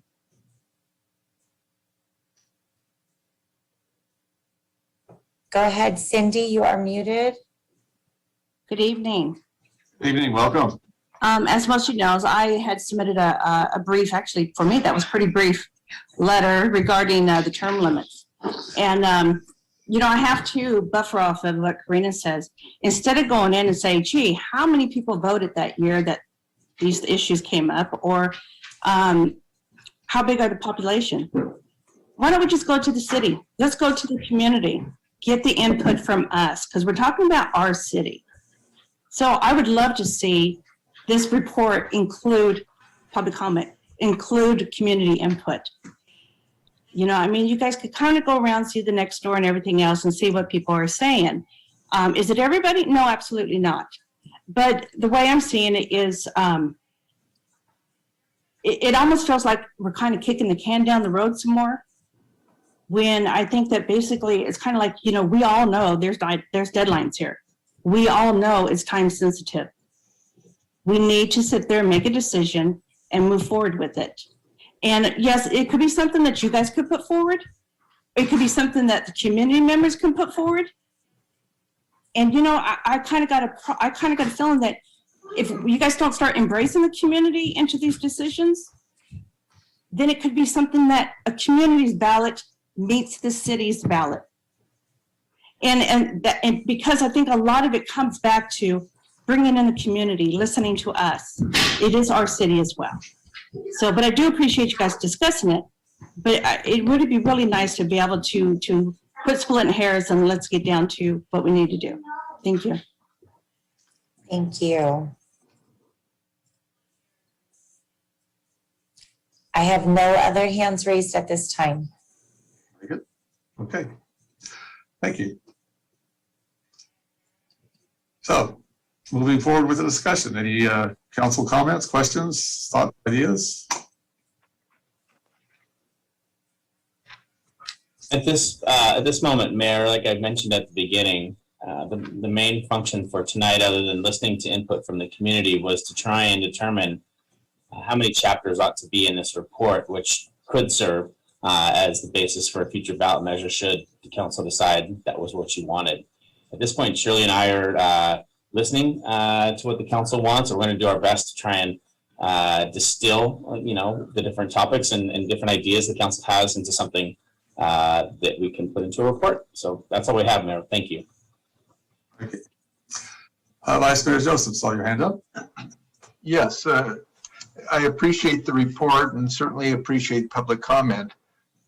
I guess my reaction, especially after I read the report and all the initiative, or well, all the ballot measures relating to it and how they all passed, all the comments are in favor. I think it's a safe bet that a term limit measure is going to be approved. And so it then becomes incumbent upon us to figure out what that measure should state specifically.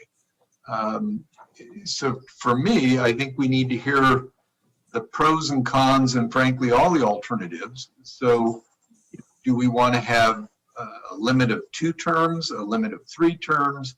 Do we want to have it a lifetime or not? And if not, how many years do you have to wait before you can run again? You know, even the rotational mayor vis-a-vis an elected mayor, although the voters already spoke on that issue, whether we want to revisit it. And then some of the administrative things. What happens, as in the case of Councilmember Oro, that he was appointed? Where do you split it and say, okay, if you serve 3 years, that's already 1 term, or 1 year, you know, those kinds of things. Some of these are easy to resolve. I think for me, the big issues are going to be, do you have a 2-term limit or a 3-term limit? Do you have it lifetime or not? Those are kind of the 2 biggest issues. I have mixed feelings about districting, but we probably ought to have a discussion on that. Campaign spending really hasn't been raised, but a resident brought it to my attention. So it may be something we want to look at. And then again, we talked years ago about updating our sign ordinance as it relates to campaigning. Some of these things don't need to be part of this package. They're just relevant to this discussion. But I guess in general, my point would be I'd rather have more analysis than less. I mean, obviously there's a meter running. If we have MRG explore every conceivable scenario, we'll have a $30,000 bill and still end up picking 1 or 2 options. So I guess for me, we need to figure out what are the 3 or 4 big issues, analyze the pros and cons. I think the voter impact, I mean, if term limits encourages turnout, that's a good thing. If it encourages more participation, that's even better. But those are the kinds of things we need to chew on. We almost need to solicit input from the public once they know the parameters. I spoke to one of the people who made a comment tonight, or didn't comment, but a written comment. And I was just explaining all the various alternatives, and I think she appreciated it. So I think we need to do a little educating and a little bit of soliciting back ideas and how we should be crafting that ballot measure.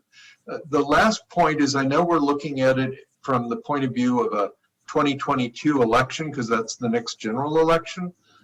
But we do have an upcoming governor recall, special election coming in November, December of this year. So we ought to analyze what the cost of participating in that election would be compared to the general election. If it's comparable, we may want to hurry up and put something for that ballot measure. So those are my reactions and comments and suggestions. Thank you. Vice Mayor, I think your comment on the timing of the election is important in terms of cost. I don't recall, I think the last one, if I'm correct, was about 30,000. Right.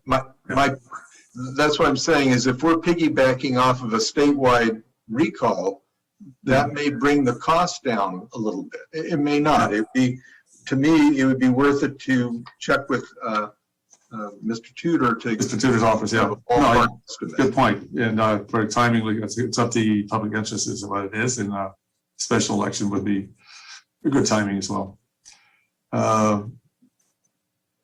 I'll start with Councilmember Abadamas. I think your hand was up.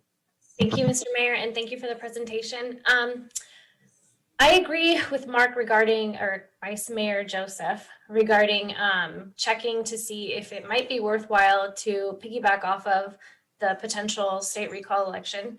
Not just cost-wise, we've kind of put this off enough, and it's very clear to me that our residents and constituents in general are in favor of term limits.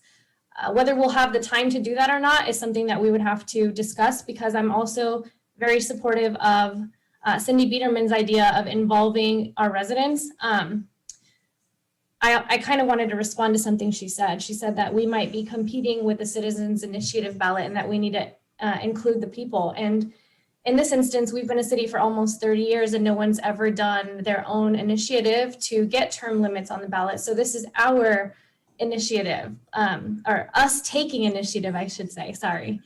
The council is taking initiative to hear out the public and see if term limits are something that our constituents want. So I agree with her that we should probably engage our residents more. And what comes to mind for me is when we were crafting the cannabis ordinance, we did a whole lot of public engagement. We did 2 town halls, one at City Hall and one off. And then we also did the online surveys. And I think we did the surveys that went out in the water bills.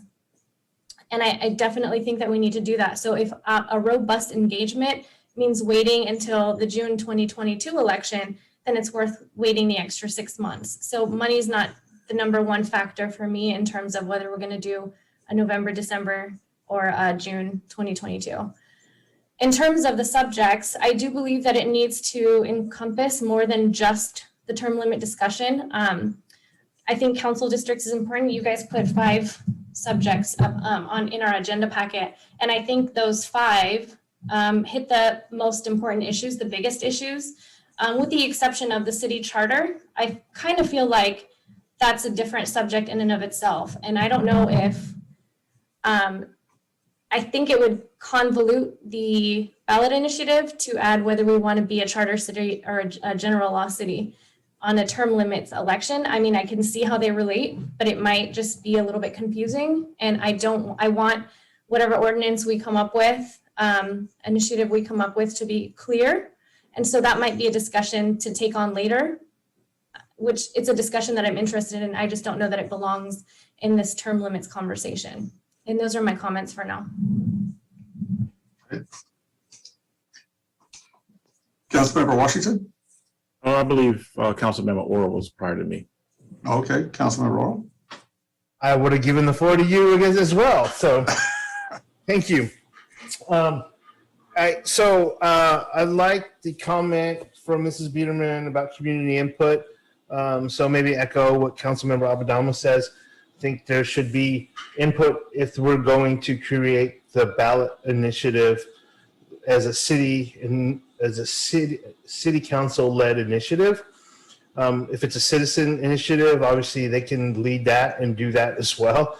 But if we're going to do it, we ought to get input from the community and make this a community process along the way. We got a letter from Mr. James, and I said this beforehand when we had our first initial meeting. I don't think it should be limited in scope because we're visiting this now as an important subject of term limits overall, and we're investing in it, and we're going to be spending a lot of money to do this, to bring this forward to the voters. Then we should have this report be comprehensive. So that includes things like council districts. I know it doesn't seem like it should do that, but since we've last met, we should take this opportunity to study that, right? Because there are possibilities, up until recently, the council actually was pretty spread out. And then Marion moved over here, so the whole thing.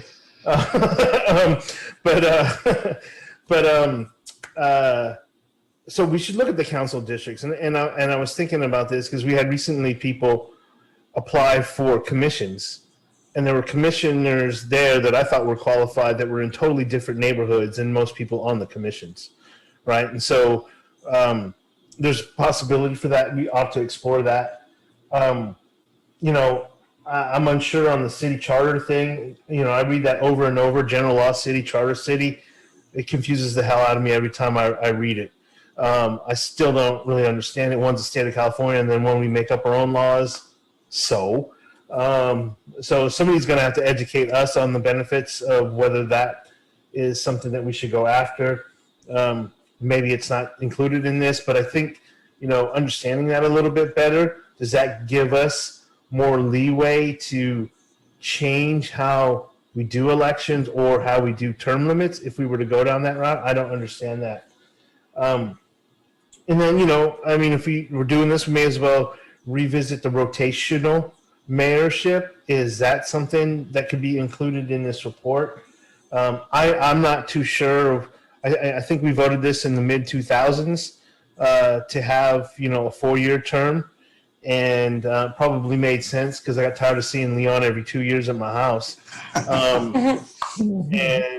So that is probably something we should just kind of revisit. I've seen other cities do that. And then the time, right? This was my big thing. Probably one of the most successful mayors in the county in this last 20 years has been Mayor Jill Teckle. She oversaw Napa's revival from being a council member in the early 2000s to just recently leaving. I think that was 4 terms, so 16 years. My fear is that we limit down to 2 terms each or something like that, and she felt when she was done, she felt like she was ready to go. I don't want to limit to it, and I think that's going to be one of the biggest discussions for debate. Honestly, if you get beyond that, I think it's probably time for a change. So the term limits thing is probably the parameters, and then I would argue in my case, like an appointment is different from an elected, right? And so having an elected position is when the clock starts versus being an appointed position. And I would say that even if I wasn't in my case, because those are the people that are actually, you commit to it. You commit to it when you're appointed, but you really commit to it once you're running a campaign. And I think those are the things. Oh, and then the other thing too, since we're here, the American Canyon Fire Protection District, very few people know this. That is a separate board and body. If you're paying attention, you realize it's on the council. Does the council need to make up that body? We have a new fire chief in town who suggests there's possibilities of making that a mixture of the city council as well as citizens. The fire district board actually has a fire district reaches out beyond the city limits, so there's possibilities for others to be on that body as well, and maybe even expanded. So those are the kinds of things that I'm thinking about. Again, I guess the message really is more comprehensive versus limited. Councilmember Washington? Thank you, Mr. Mayor. And thank you, Shirley, for the efforts and the research that you did to provide this detailed report. I appreciate how you benchmarked a lot of the other cities similar to us and several other cities throughout California, just to kind of give us a clearer view on how these term limits are developed. I think everybody knows I'm pretty much pro term limit. And I would have to also agree with Cindy Biederman that we need to listen to the residents and take in their input. They're the ones that vote us in. They're the ones that should have probably the loudest input. So thank you, Cindy, for mentioning that. I know they were talking here. One of the things that that struck me was the one part about 2 terms, 3 terms, then you're done. I don't think anybody wants people to be completely done. I think if you have a heart for serving, you come back. I mean, I was in law enforcement for so long and got out of law enforcement and I wasn't done. So I wanted to serve. So that's why I'm here. So I think that maybe a 2-year sabbatical from it, just to kind of make you look at things from a different perspective, might be healthy. It might be part of mental health, if anything, for people serving on council or as a mayor. So I believe a 2-year sabbatical would be appropriate for serving some time on the council. The breaking up of the city into districts, initially I would say no, I think our city is too small for that, but I've been listening to people. There's mixed views about it. Like Councilman Oral stated, we should look into it and weigh in on the pros and cons. I'm not sold on one way or the other. I may not have said that 2 months ago, but I can say that now. And I also agree with Councilmember Abadamos with separating the piece in here about the city charter. I think that's its own little thing that we need to focus on separately. And it just commingles and messes things up while we're trying to make a decision on these term limits. I think there's 2 totally separate things, although both important. And I guess my only question to you, Mr. Holly, is that how long, once we make a decision, do you believe it would take us to get this on the 2022 ballot? And, because there's a lot of moving parts here and, how do we shrink this down to a workable ballot measure to get on the 2022 ballot, if not the 2024 ballot? Sure, happy to respond, Councilmember Washington. Page 62 of the packet roughly describes a calendar of events in anticipation of the June 7, 2022 primary. The June 7, 2022 primary would be in advance of the filing period for the fall 22, November 22 council elections, the municipal elections. So the results of that would be in time before that filing period. Generally, wrapping up work by this fall in anticipation of a mid-January 22 resolutions and consolidation of the election. March 11th, 2022 would be the exact last day that the county could adopt a resolution authorizing the consolidated election. So we certainly wouldn't want to do that. We want to, be a little bit in advance of that. And then the election actually would be June 7th of 2022. So you're talking really coming back from the break at the end of the year and having something voted on and moving forward. So all of the work would really need to be in advance of January. As it relates to a potential fall gubernatorial recall, I actually don't even know what the date of that election is. I don't know that there would be cost differences. We can ask Mr. Tudor. In fact, Shirley, I know you've asked Mr. Tudor about the cost to do it in June. Do you recall what that was? Yes, it was between $40,000 and $60,000. That was as close as he could get it to an estimate right now. And that was for a June 2022. That was the June, but I can ask him again for the special. Yeah, I don't know if there would be anything unique about the recall election that would make us having a local measure any less expensive, but we'll ask. I don't need to speculate. From a timing perspective, though, 88 days is the magical number. The county has to do something prior to that. I don't know what 88 days is in front of November, but we would have to be back to council. My guess is that first meeting in July, or we don't have a first meeting in July. So that second meeting I in don't think June, it's really doable. I really think we'd be really hard pressed to have something for that November, that November meeting. You know, could we come up with something that was just focused on term limits? Probably, but we get, you know, something that was not really. I would say this: if that was the interest of the council, we might just forego the actual report and just jump into straight ballot writing mode, because I think we would be cutting, you know, I think we'd be cutting the time pretty close. We want to have something to council probably that second meeting in June. And so, you know, there's no need to write a report, not to write a ballot measure. We were just going through a methodical process. But we can ask Mr. Tudor if there is any cost savings by going this November. We can back up the calendar from there to figure out the drop dead date on the county side. And if that was the direction of the council, it probably would make more sense to just jump into ballot writing rather than preparing a report. Because I just don't know that we'd have time in the next 30 plus days to do all of that, plus a public engagement piece.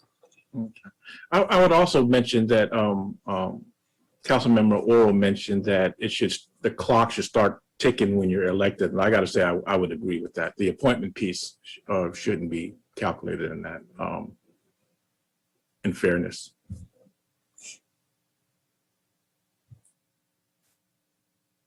Vice Mayor Joseph?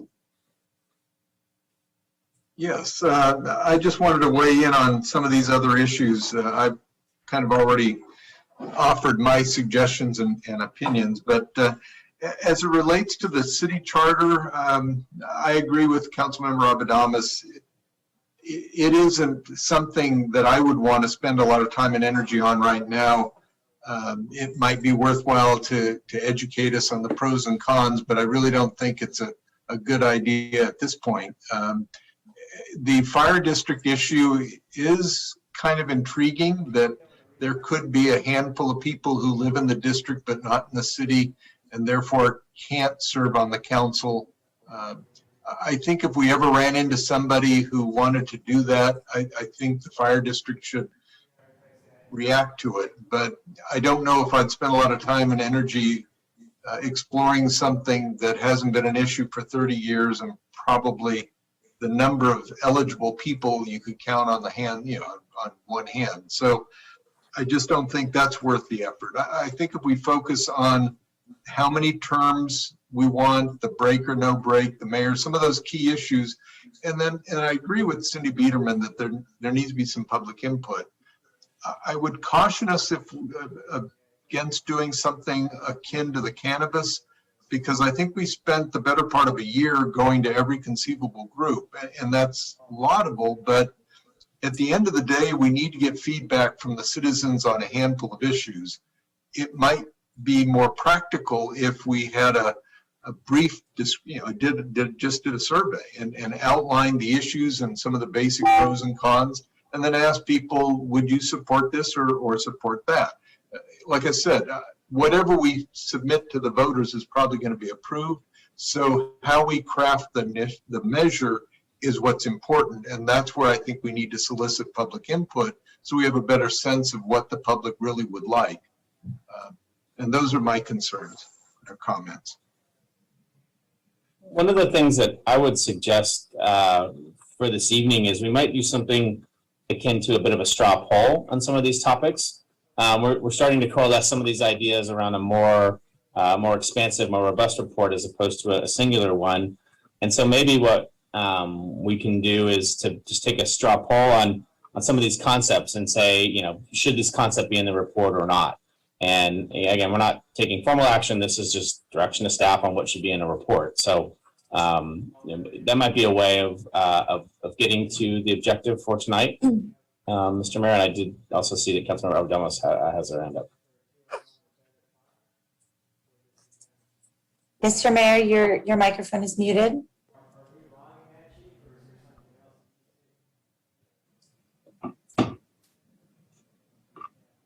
That got it? Can you hear me now? Yes. Very good. Close that.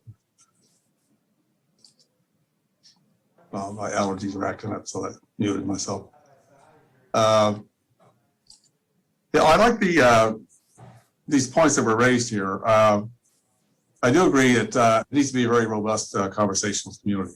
I mean, we serve the residents of Canyon, and their voices, we're entrusted with our responsibility to them in terms of the operations of the city and the material and work that we produce. So I absolutely agree with that. I think a straw poll would be helpful to narrow this down. I'm interested in charter. I'm not totally in agreement with where that is placed right now. I think a little more expansion on that, how that would benefit or not benefit, excuse me, term limit discussion. So frankly, for me, I just need some more information there. Selection of mayor, we used to do rotational mayor as I came on city council. It does work. I think it's a leadership role that I think probably, and I'd like to have more information, feedback on it. I think probably it's a role that it needs to identify the city more. So that's why I'm more in favor of at-large election for that. Term limits, I think probably certainly a pause in between, whatever the limit is. Some of the discussion with the state legislature level in other cities vis-a-vis League of California Cities. State legislature probably have the most problem with it. If you come in and it's a very short, for them, very short turnaround with the amount of information they have to acquire and coming up to speed. And that's was problematic. So they changed it a few years back to lengthen those number of terms they could run before they were termed out. So I think that we need to have a careful consideration discussion around that as well. But I think probably as it comes with district elections, again, some of the information from League of California Cities pointed out that there are those cities who passed council districts, and then they had districts where nobody ran. So that's something to be part of our conversation as well. How would we resolve that issue if we decide to go there? I think my number one would be number of term limits, yes. Number of rotation, no, but at large. And mandatory or permanent prohibition, mandatory break, we could go with that. I think much as Councilmember Washington mentioned, probably a 2-year break would be effective. That gives an election cycle in there.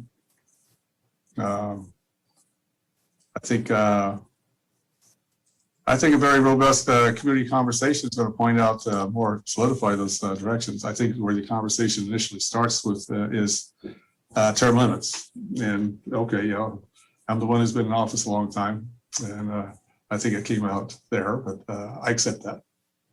I mean, for me, it's the community should have this decision in it, but it ought to be inclusive of the city, the community. Sometimes we have meetings where we say we have so many people here spoke, yes, but it didn't represent the makeup of American Canyon necessarily. It was just a lot of people. And I would think we need to have a stronger outreach to underrepresented communities in terms of their decisions about it. With that, Councilmember Alba-Damos. Thank you, Mr. Mayor. Regarding the fire district discussion, for me, that was tied to the city charter because the fire district is larger than the city limits. In my one-on-one with Shirley and our city manager and our assistant city manager and the fire chief, and the one-on-one that was really like 17-on-1, I asked that question of whether if we were a charter city, we can add a position that only represents the fire district, so that when we're sitting as a council, their only take would be when we're sitting as a fire district board to represent those unincorporated areas. So I'm on board with Vice Mayor Joseph that we don't necessarily have to tie the fire district in at this juncture, but we can certainly visit it at a later date if it becomes an issue. The other thing I wanted to say is I don't see Jen anymore, but I think this would be a great opportunity to record an informational video, post it on social media, and on the city's website, and maybe do a link there to a survey asking specific questions of what we're thinking about doing, and maybe even include the survey in the water bill with a link to the video included there. If you'd like more information, go visit this video. And that just makes it very easy and it's very inclusive, right? Because we're targeting every resident through the water bill and, the social media generation of, Facebook, Nextdoor, and the city's website. I think that would simplify the process. I know we're talking about specifics. So for me, the term limits kind of depend, right? So I think if we go to districts, if we choose as a council to go to districts, then it's going to be harder to have more candidates, right? Because now we're looking at smaller areas. So for me, if we were to agree to go to districts, then I would want to do more terms rather than less terms, just because we want to make sure that we're actually able to fill those seats. Same for rotating mayor or mayor at large, right? So if my thought process initially was, we vote for a council and we vote for a mayor separately, well, then you can do for example, two terms as a council member and run again for mayor and do another 2 terms, that's 4. But if we're just going to do a rotating mayor, like our board of supervisors does rotating chair, then it makes sense to do like 3 terms instead of 2 terms. And to Councilmember Washington's point regarding if we don't do a mandatory or a permanent prohibition, but we do a mandatory break, for me, if you're serving 2 or 3 terms, it makes sense to sit out for an entire term rather than just 2 years. Because one of the main aspects one of the main reasons for me of bringing up term limits was people get reelected over and over again simply for name recognition. And if you're only out for 2 years, the name recognition doesn't go away. You're not starting all over like everyone else. It's kind of like you never left. So I think a full term is more sufficient than just 2 years. I do appreciate your comment, Councilmember Alvarez, with regard to our communication management city. It's that report tonight was very impressive, and I think it's going to be very effective. I would say I would just caution that water bills that doesn't get to the mobile home residents or apartment dwellers, but there's probably other ways of reaching them as well. But I think that it could be an effective tool to get the information out to a broader reach of the community. Yeah, it's clear communication will be important. Our exact strategies we'll figure out, kind of after this meeting. I do think getting to kind of a straw poll on some of these topics, at least the ones that are identified in the staff report, would be helpful. Okay. We've heard first just on council districts, and this topic is this straw poll is only whether or not this topic should be included in this forthcoming report, not whether you support or don't support or whatever, but should the topic be in a report? That's the question. And this first topic is council districts. And, I don't know exactly how we want to do this straw poll, Mayor, but we can do a kind of a thumbs up there and thumbs up, or we can do a roll call. Well, we're not doing a roll call, Mayor. This is not that formal. This is a straw poll. So Well, we can just raise or lower our You can hands. raise hands and I We got can a, just turn them we have a off. reaction here. We got a response. Wait a second. Oh, no, I'm sorry. It's right here. Raise hand. See? Yeah. Okay. So I'm clear. What are we raising the hand for? Not raising the hand for? Should this report include the topic of council districts? Yeah. Okay. I'm seeing. we're I'm seeing about 5. 5 out of 5. All right. High five, All right, everybody. so that's simple. Lower your hands now. Oh, yeah, Lower your lower hands. Should the report include the topic of a city charter? Seeing 2, but not seeing. I'm just wanting some more information. It didn't really fill in all the questions I have about how does this really work? How is this significantly different? And, I understand. I'm not really sold on it. It's just questions about understanding it better. Yeah, to understand it better, I mean, I could go to the League of California Cities library, but, it's not necessarily the specifics we're looking for as it's related to this. I'm only seeing 2 hands at the moment, so but by the special map that's in straw polls, at the moment we're not going to be including that topic. The next topic is the Fire Protection District, call it issues, governance, related governance sorts of topics, and whether that should be essentially a chapter in this report. Seeing one hand, not seeing other hands. Moving on to the next topic, the mayor selection, rotational versus directly elected, whether that should be a topic in this report. Seeing 4 hands. Sorry, I just was looking at something on, what is this topic? Should the topic of mayor, meaning direct selection or rotational, should that be a topic of the report? All right, 5. Should the report include a topic about mandatory break kind of versus permanent prohibition? Seeing 4.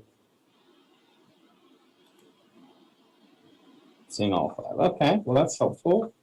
Lastly, I'm already know where the council is on this, but a robust public engagement in this process.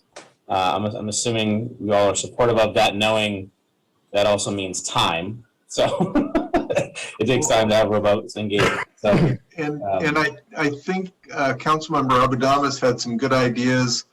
I think surveying the public is important with some educational components so they know what the pros and cons are.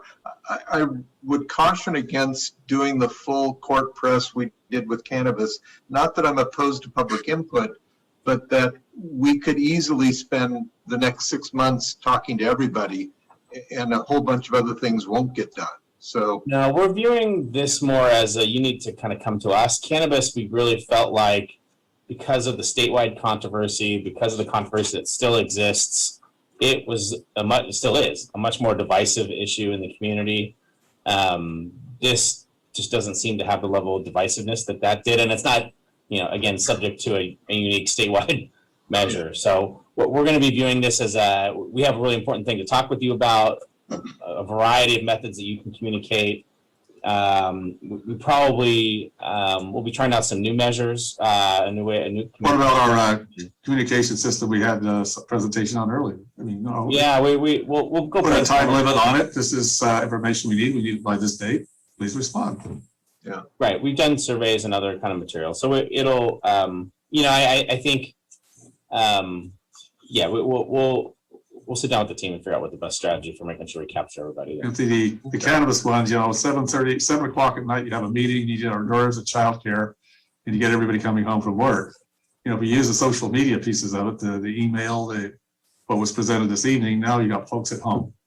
Wherever they happen to be in the house at that time, and they pick it up. But you just time limited. The response has to be in X days. Yeah, just to be clear, I don't think we're at this point we're envisioning in-person community events. I think we're still envisioning a digital communication and surveys and that sort of thing. Yeah, that works. Envisioning in person. Yeah. Good. That's all the information that we needed, Mayor. Shirley, unless you had any other questions. I don't. Okay. So the next time you'll hear back from us will be, after we've prepared this report that will also include the public feedback component, and it'll have a chapter on, what we heard from the community. And I'll be updating the council kind of separately on potential timelines. And if we hear anything back from Mr. Tudor that's of note, we'll certainly update the council. But we'll be at this point working backwards from a June 22 timeframe, and keeping in mind the timelines we talked previously. Councilor, all your hands up. You got a question or? No, I just forgot to hit the button. All right. Yeah, I do that a lot. Yeah. Sorry. You're not alone there. Okay. Thank you, Shirley. You're welcome. Thank you, Shirley. You bet. Okay. Moving on to our last business item, provide direction related to short-term temporary uses at Clark Ranch. Thank you, Mayor and Council. Tonight, as I bring up Creighton Wright, he has a presentation to share with the council, and I also know that there are representatives from Spirit Horse and 4-H and the American Canyon Parks Foundation, who also have some information to share. But to kind of kick things off, the Clark Ranch Master Plan was approved back in 2017, and things haven't necessarily gone according to what that plan had envisioned. And we've had some key departures, we've had some changes, and we have some temporary users out there at the site right now. And we wanted to make sure that we're checking in with the council and that we're checking in with the community on interim and permanent uses there. And so we didn't want the cart to get too far in front of the horse, and you can start to kind of see when things happen like that. So we wanted to make sure that we were checking in and making sure that everyone is comfortable with the paths that we're on. So we do appreciate the folks who are engaged out there today at Clark Ranch, namely 4-H and Spirit Horse. They've really been the stewards of the property out there, and they're really to be commended for doing that. So we appreciate that, and this is meant to be a conversation about what the future looks like. We aren't making any decisions tonight. This isn't, there are no recommended actions. We're trying to get a sense from the council, given that things have transpired differently than what we expected 5 years ago. We wanted to make sure we're still on the right path, or make sure you all had a chance to provide some guidance on what your expectations were. So with that, Creighton, I'll let you kick things off.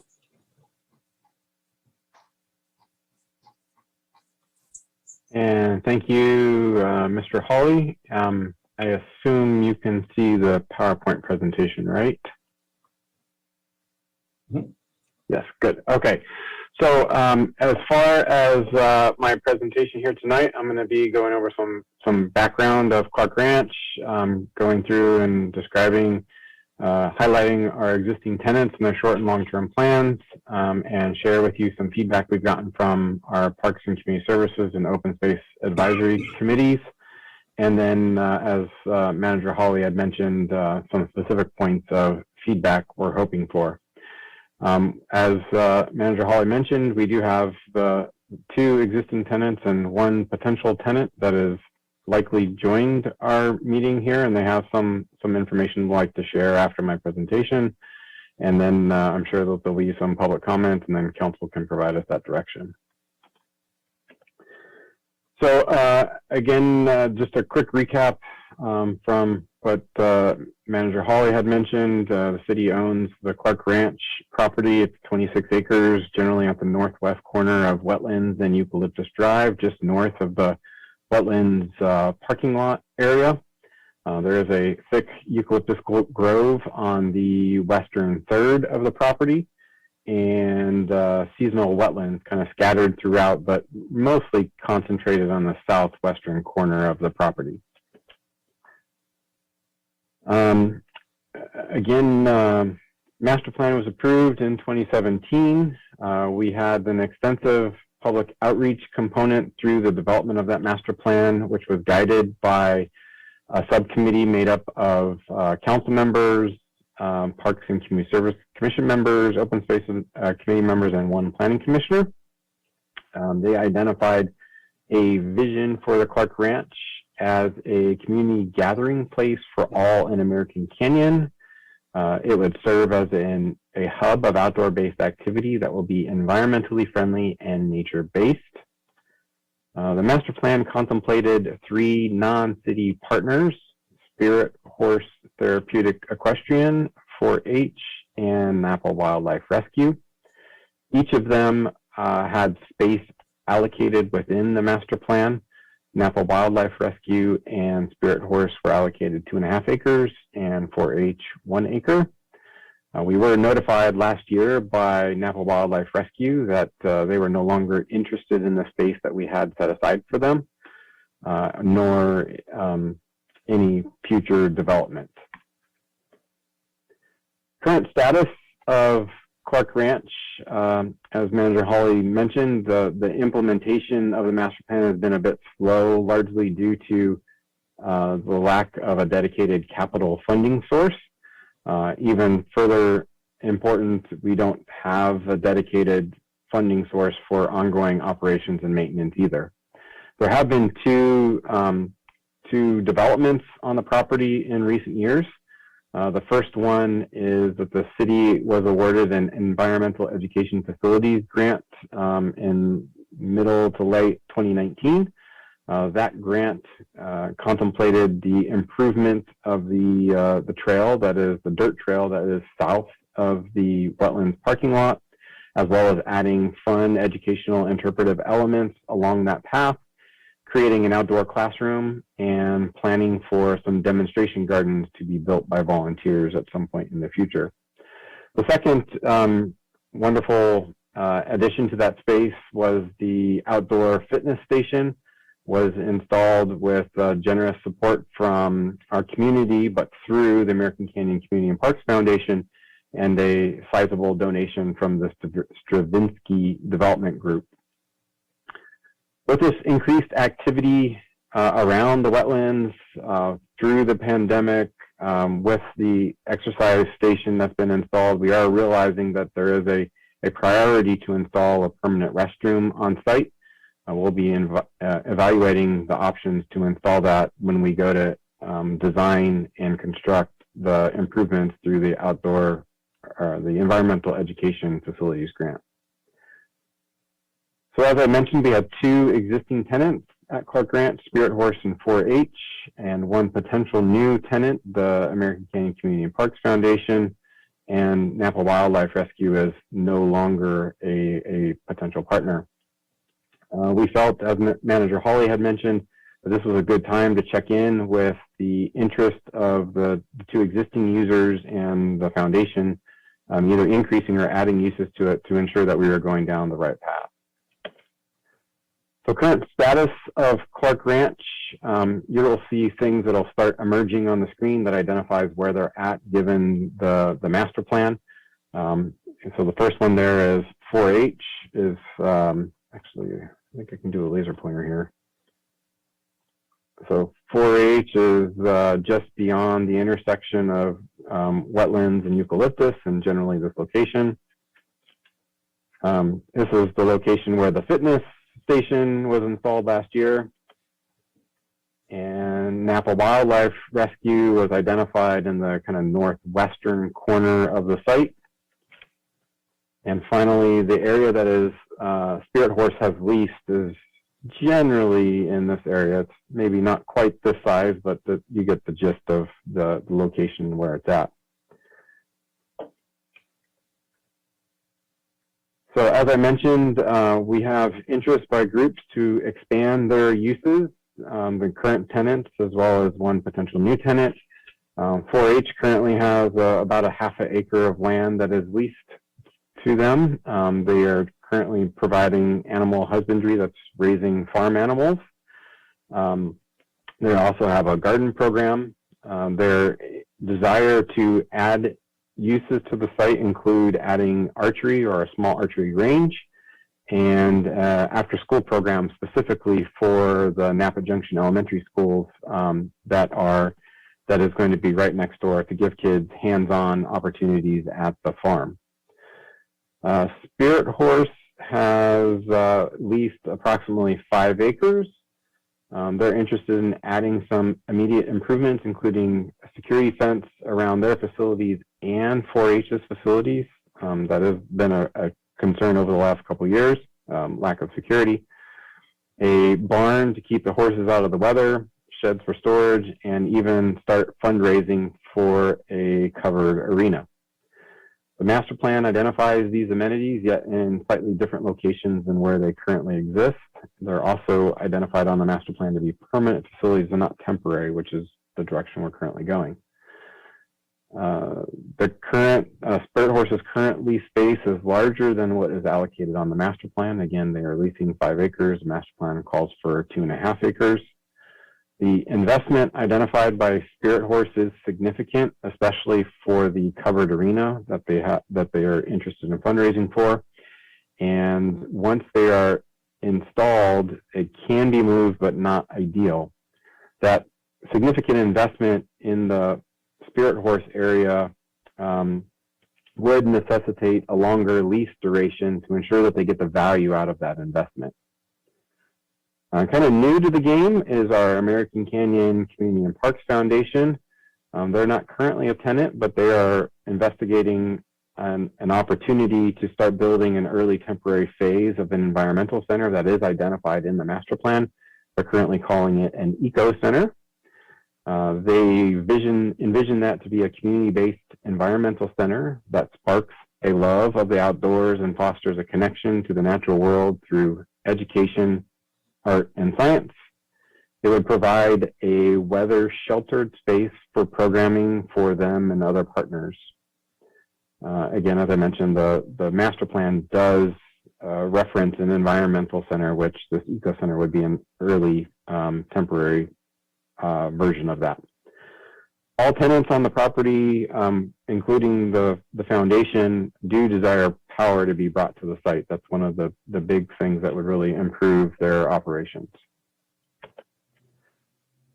So long-term plans by 4-H and Spirit Horse specifically. 4-H is interested in building a workshop space for to have their students, their young children, create crafts that they might be able to sell at some point, a bit of a craft market created in that space, and then grow some of their existing units, adding more pens and areas for their farm animals. Spirit Horse, therapeutic riding, desires to grow their programs and their equestrian footprint, adding additional pens and arenas, a small event space, horse trails both around the perimeter and to the internal of the property, a garden area, and a nature center. Spirit Horse worked with 4-H and the foundation to create a long-term vision plan that they've created that we're sharing with you tonight. Again, the laser pointer here, so the space in their plan identifies 4-H along the kind of eastern boundary of the property. Some additional pens here. This would be the covered arena space, the barn, the archery range for 4-H, some of the trails on the internal part of the property, a larger pasture space for horses, a nature center, and then some workshop and storage buildings, parking obviously along the southern edge as well.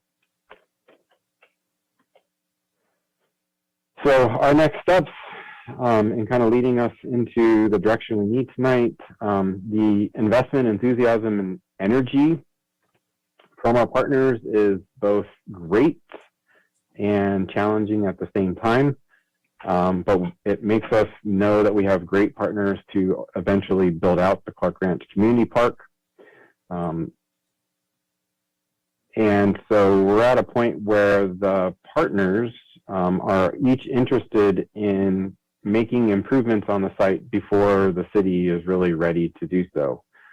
The city, in the ultimate construction of the project, would be responsible for foundational infrastructure items, including deploying utilities to the site, building general use amenities like paths, restroom, parking, and completing whole property environmental review. At this point, the city's not prepared to move forward with those kinds of that kind of investment on the property. We just don't have the funding available right now. So an option that we can consider is permitting short-term temporary uses, allows the partners to deploy these limited improvements I've mentioned in the short-term temporary improvements, and allows them to grow their programming with little investment or involvement from the city. So as a part of this, the city manager has the ability to amend the leases with the two existing partners, 4-H and Spirit Horse, and add some of these uses. But before we did that, we wanted to check in with PCS and Open Space and also get council's direction to move forward. So before I move on to feedback from PCS and Open Space, just a quick overlay. This is included in your staff report and in your packet. It shows the Spirit Horse vision plan kind of overlaid on the existing Clark Ranch master plan. So it gives a sense of, kind of 4-H along this edge, the covered barn, and kind of where the amenities might be a little bit different and moved around a bit. So when we went to PCS and Open Space earlier this year, they had some similar comments. First off, both groups were impressed with the interest and excitement of all three groups to want to start working on the property even before the city was ready. PCS mentioned that they were concerned about some of the amenities that were in the Clark Ranch Master Plan but weren't referenced in the Spirit Horse Plan. They were also concerned that the short-term amenities will become permanent over time, and that there is a desire to have a transition plan that would bridge from short-term temporary into something that would be long-term and more permanent. Open Space desired to have a stronger connection with the master plan, and what that meant to them was that the amenities, as they start to be constructed, the temporary ones, even as we bridge into long-term, should fit a little bit better with the space allocation that was included in the original Clark Ranch Master Plan.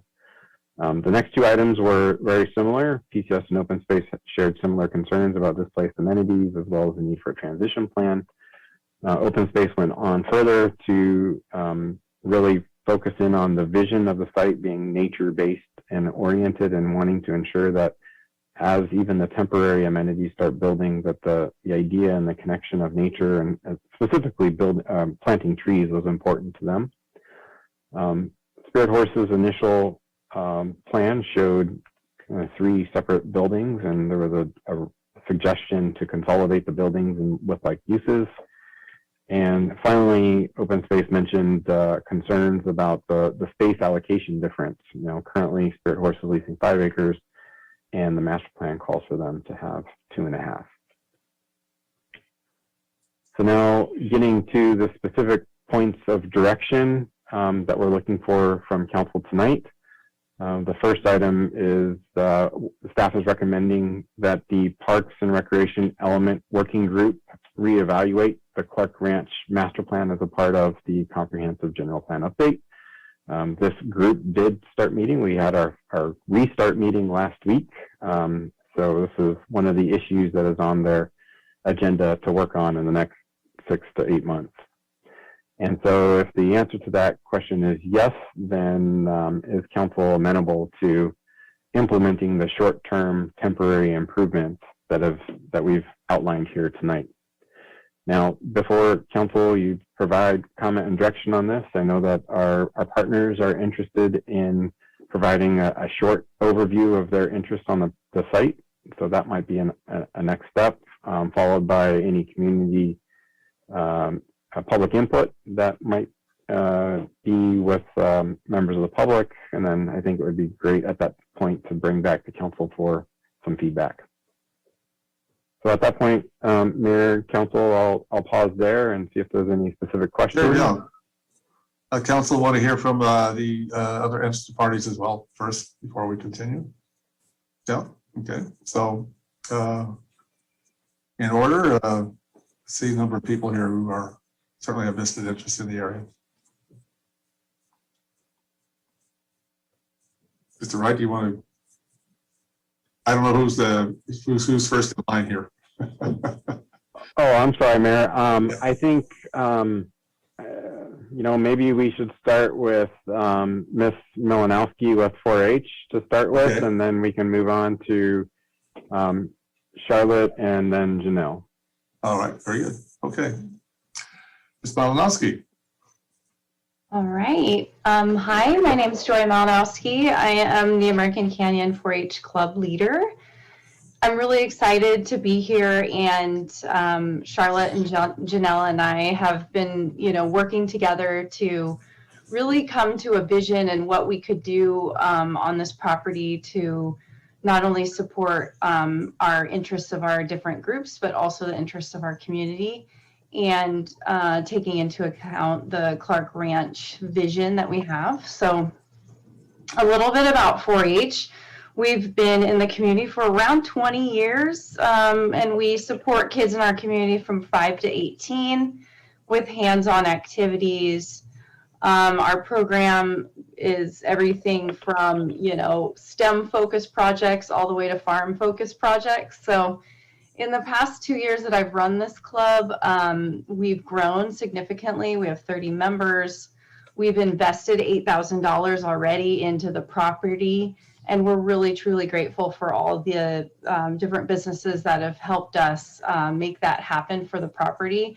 Our short-term project, the archery project, is going to be located in that northwest kind of corner near the eucalyptus grove. It will be taught by a 4-H certified volunteer, and we are going to be following strict safety guidelines outlined by the NFAA, archery and bow hunter range guidelines. So we're definitely going to make sure it's safe. The kids will have safety rules they have to follow, and we'll have an emergency safety plan, and we have trained volunteers on that plan. So safety is definitely a focus for us for that activity.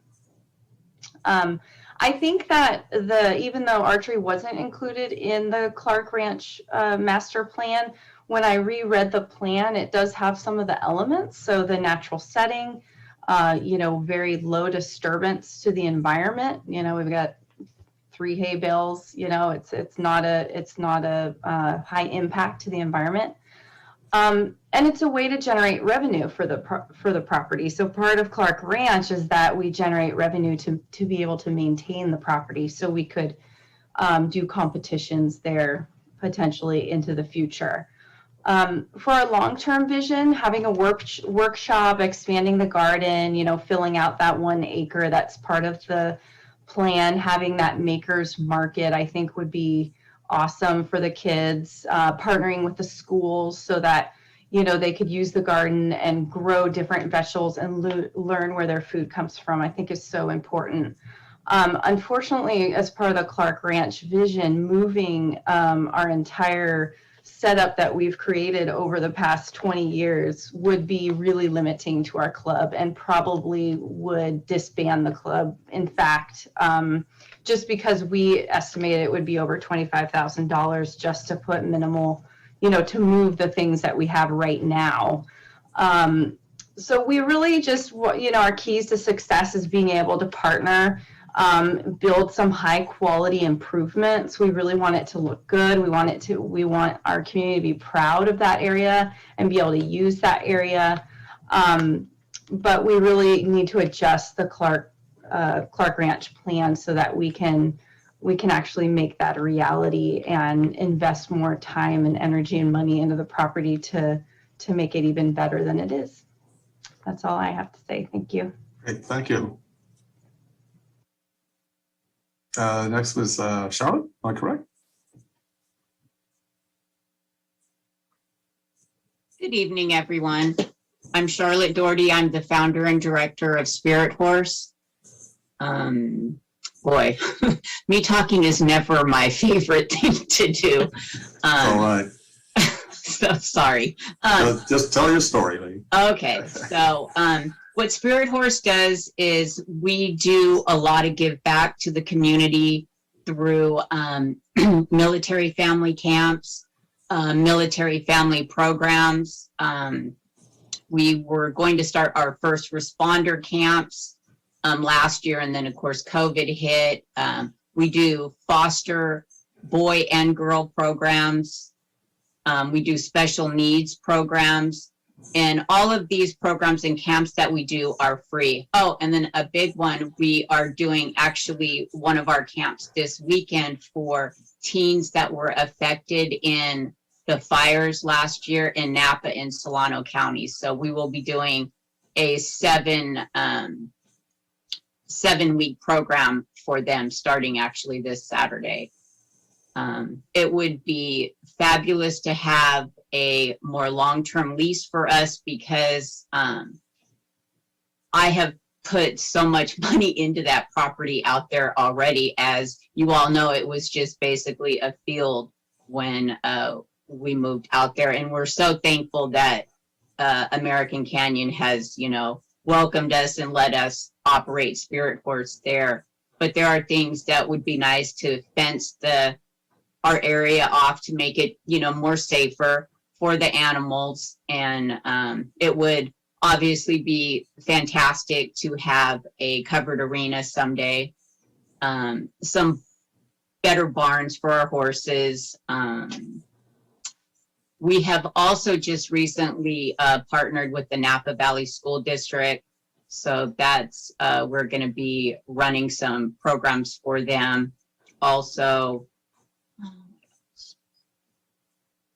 I guess that's about it for right now. And again, I just want to thank you, American Canyon, for having us out there. And we love our partnership with 4-H and look forward to doing partnering also with Parks and Rec. Thank you. Thank you. That's good to know. Janelle Selig?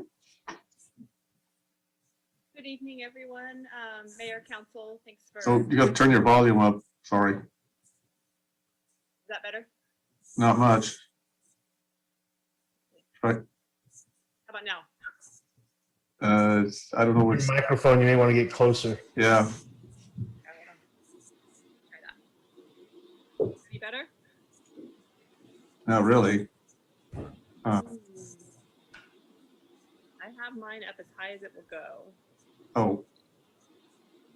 No, we'll That is very strange. I'll sit closer to the speaker so I can hear you better. Yeah, right. Okay, I will do my best.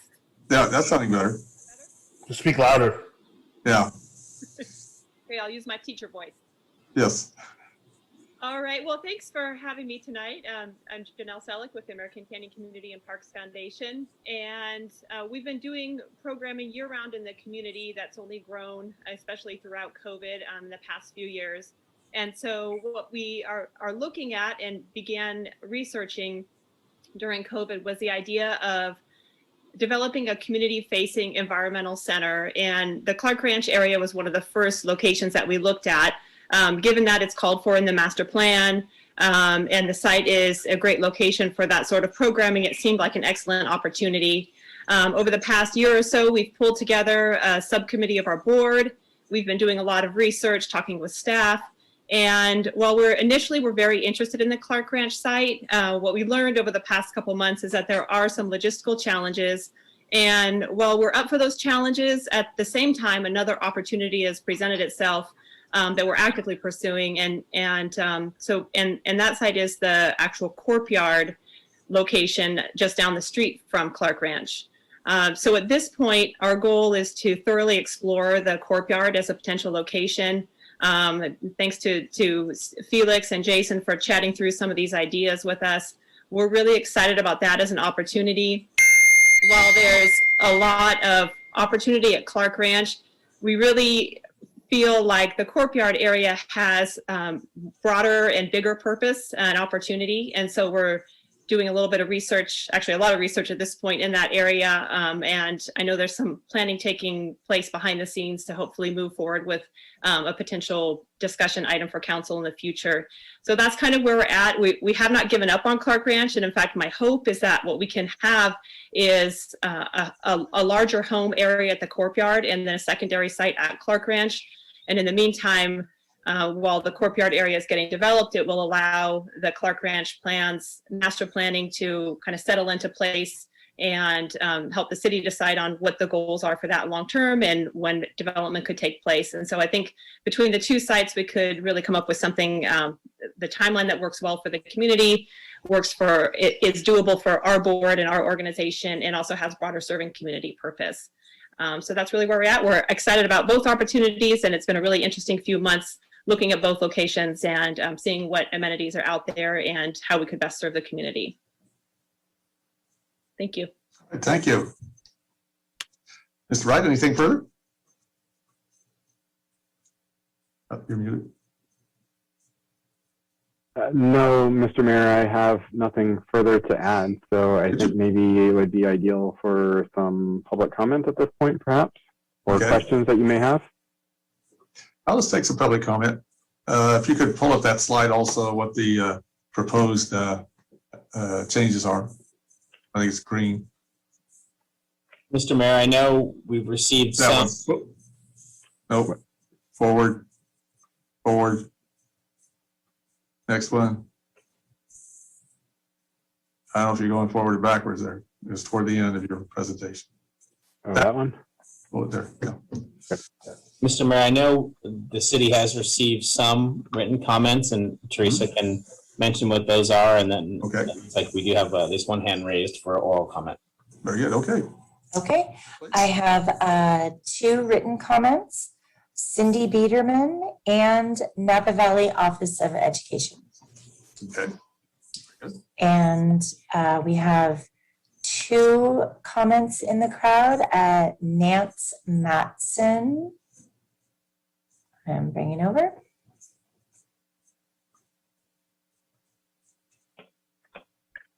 Hi there. Good evening. Hi. So Nancy Matson, Chair of Open Space Advisory Committee. Good evening, welcome. Go And ahead, please. I see that, am I on video? Yes. There you go. There we go. All right. Love your background. Talking about Clark Ranch, as you know, we've worked on this for a number of years. And in terms of the vision, it's really put together as a community gathering place and hub of outdoor-based activities. And I think it's important we keep this vision. I think all these groups are talking about this. And Creighton talked briefly about PCS Open Spaces comments we had.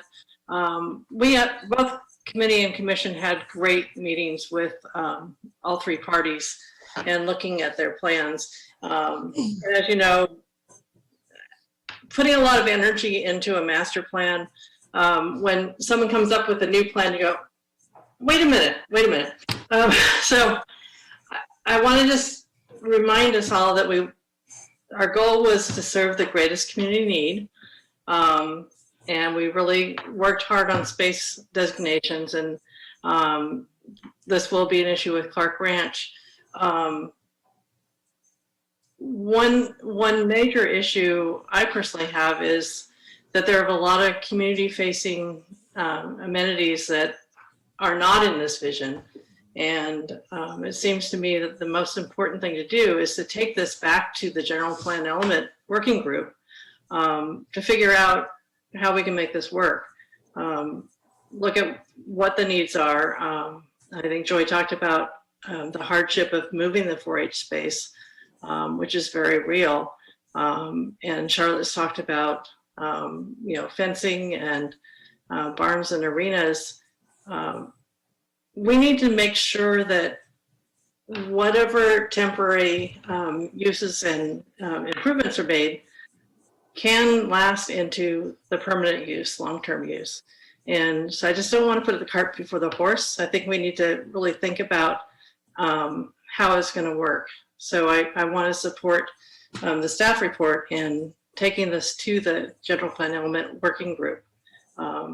We convened last week, I think it was, for our first new meeting, and I'm very impressed by the group. I think it's a group of people who really can look at this and all of our parks and open space with a lot of perspective. And so I just would urge City Council to suggest going that direction, to have us do somewhat of a reevaluation to figure out what the path forward is for Clark Ranch and for our other parks and open space. Are there things we can move around, or the things that perhaps we had in the plan before that aren't going to work, or are there things in the plan we had before that we really don't want to throw out? So I just wanted to urge a good thinking of this. I guess that would complete my comments. Thank you.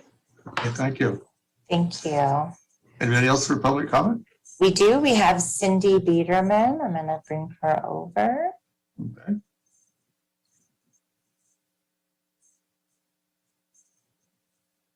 Good evening again. First, I want to commend everybody. Everybody that's worked on this had their heart and soul in this, and I have to commend everybody because I think it's, whatever the final design is, I think it's going to be pretty amazing. As a community member, myself, and then as a trustee for the Napa County Office of Education, there's been some recent developments in this area in the collaboration between Spirit Horse, It was an easy sell when I seen what was going on there to bring Dr. Barbara Nimco down, who also brought in the director of the career and education pathways, in addition to the director of the juvenile court community school. They came down, and within literally 7 days, they all sat down and just could not, you could just see the creative minds getting together. There's already programs in progress right now, just as how the park sits as it is. That's going to benefit a lot of our underserved children. It's going to benefit our local community. And I think it's going to have a long-lasting impact. To me, Clark Ranch is clearly a diamond in the rough. There's so much potential and so many possibilities. I mean, even look across the street, you have an elementary school.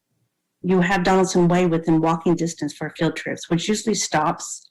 The field trips nowadays is transportation, the cost of it. There's already been a discussion with including our construction career program out of the American Canyon High School to come over and facilitate in some of the construction. There's already talk of our welding classes up at the community programs to come down and help create out of the trailer, like a snack shack, kind of like a food truck per se, that will benefit the Spirit Horse and the people and the camps that attend there. These options are giving the kids literally real life experiences. They're giving them skills that you're not going to learn in school. These are going to be, a lot of the kids that are going to be going here are going to be the ones that may not end up in your degree program, but they're going to have a career in maybe this area. I would like to, point you guys to the letter that Dr. Barbara Nimco submitted to you guys. The excitement in her letter, I think, speaks volumes as well. But I just want to let you guys know that there is an established relationship between Spirit Horse and the Napa County Office of Education, and it's all for the betterment of the children. But the other part of it is, I know, as I stated in the letter, that the city has another component to the master plan, and that is the education component. And if you really look over at the two of those, between what Dr. Nimco is looking at, your Spirit Horse, the collaboration, between the city and the education, it's it really is a nice fit. It could really end up maybe starting or kicking off the education component on the master plan. So with that, again, like I said, I commend everybody on the amazing work that they have done. You can just see the heart and soul that's always been put in it, including all the commissions as well. So thank you. Thank you. Thank you. Any other speakers? I have no other hands raised at this time. Okay, very good. Well, now we charge the council for our discussion on it. I think I put this, asked for this slide, because you see the darker colors overlaid on the original plan for it. And one concern I had, I think it was, might have been Nancy Manson who mentioned it, and it was in some of the reports, the loss of public space. I mean, this does serve public, but you have to be a participant in a 4-H club. You have to be someone that reached by the Spirit Horse. But if you happen to be coming out for a walk, I mean, it had a large community gathering space in it. That seems to be gone now. So that would be my concern on it. I appreciate what those organizations do. It's very valuable. And certainly Superintendent Barbara Nimco mentioned on it. That has a lot of validity for the betterment of our community. But I would like to see something that how do we address the, for one of another term, the casual resident who wants to come down and enjoy some open space or the amenities down that park. The space was already planned for 4-H and Spirit Horse. I can see it up there in the upper right-hand corner. It was 2.5 acres, I think, at that point. And I understand they have needs to expand. That would be a value in itself, I think, to the betterment of the community. But I think my concern is there was a lot of plans for other public space out there that would be lost in the process.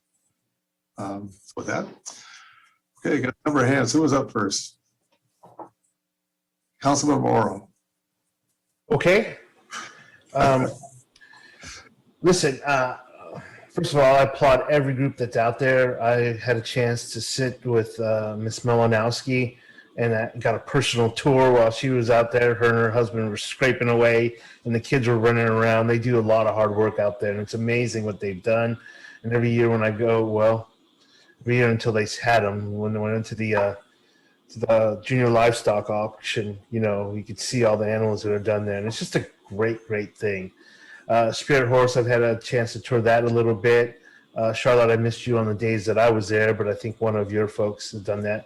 And I've heard from many friends of all the great work that you guys are doing around there. And I also had the chance to tour on the possibilities with Miss Selleck on what they wanted to do out there, and also toured possibilities with the corporation yard there. So I'm aware of that.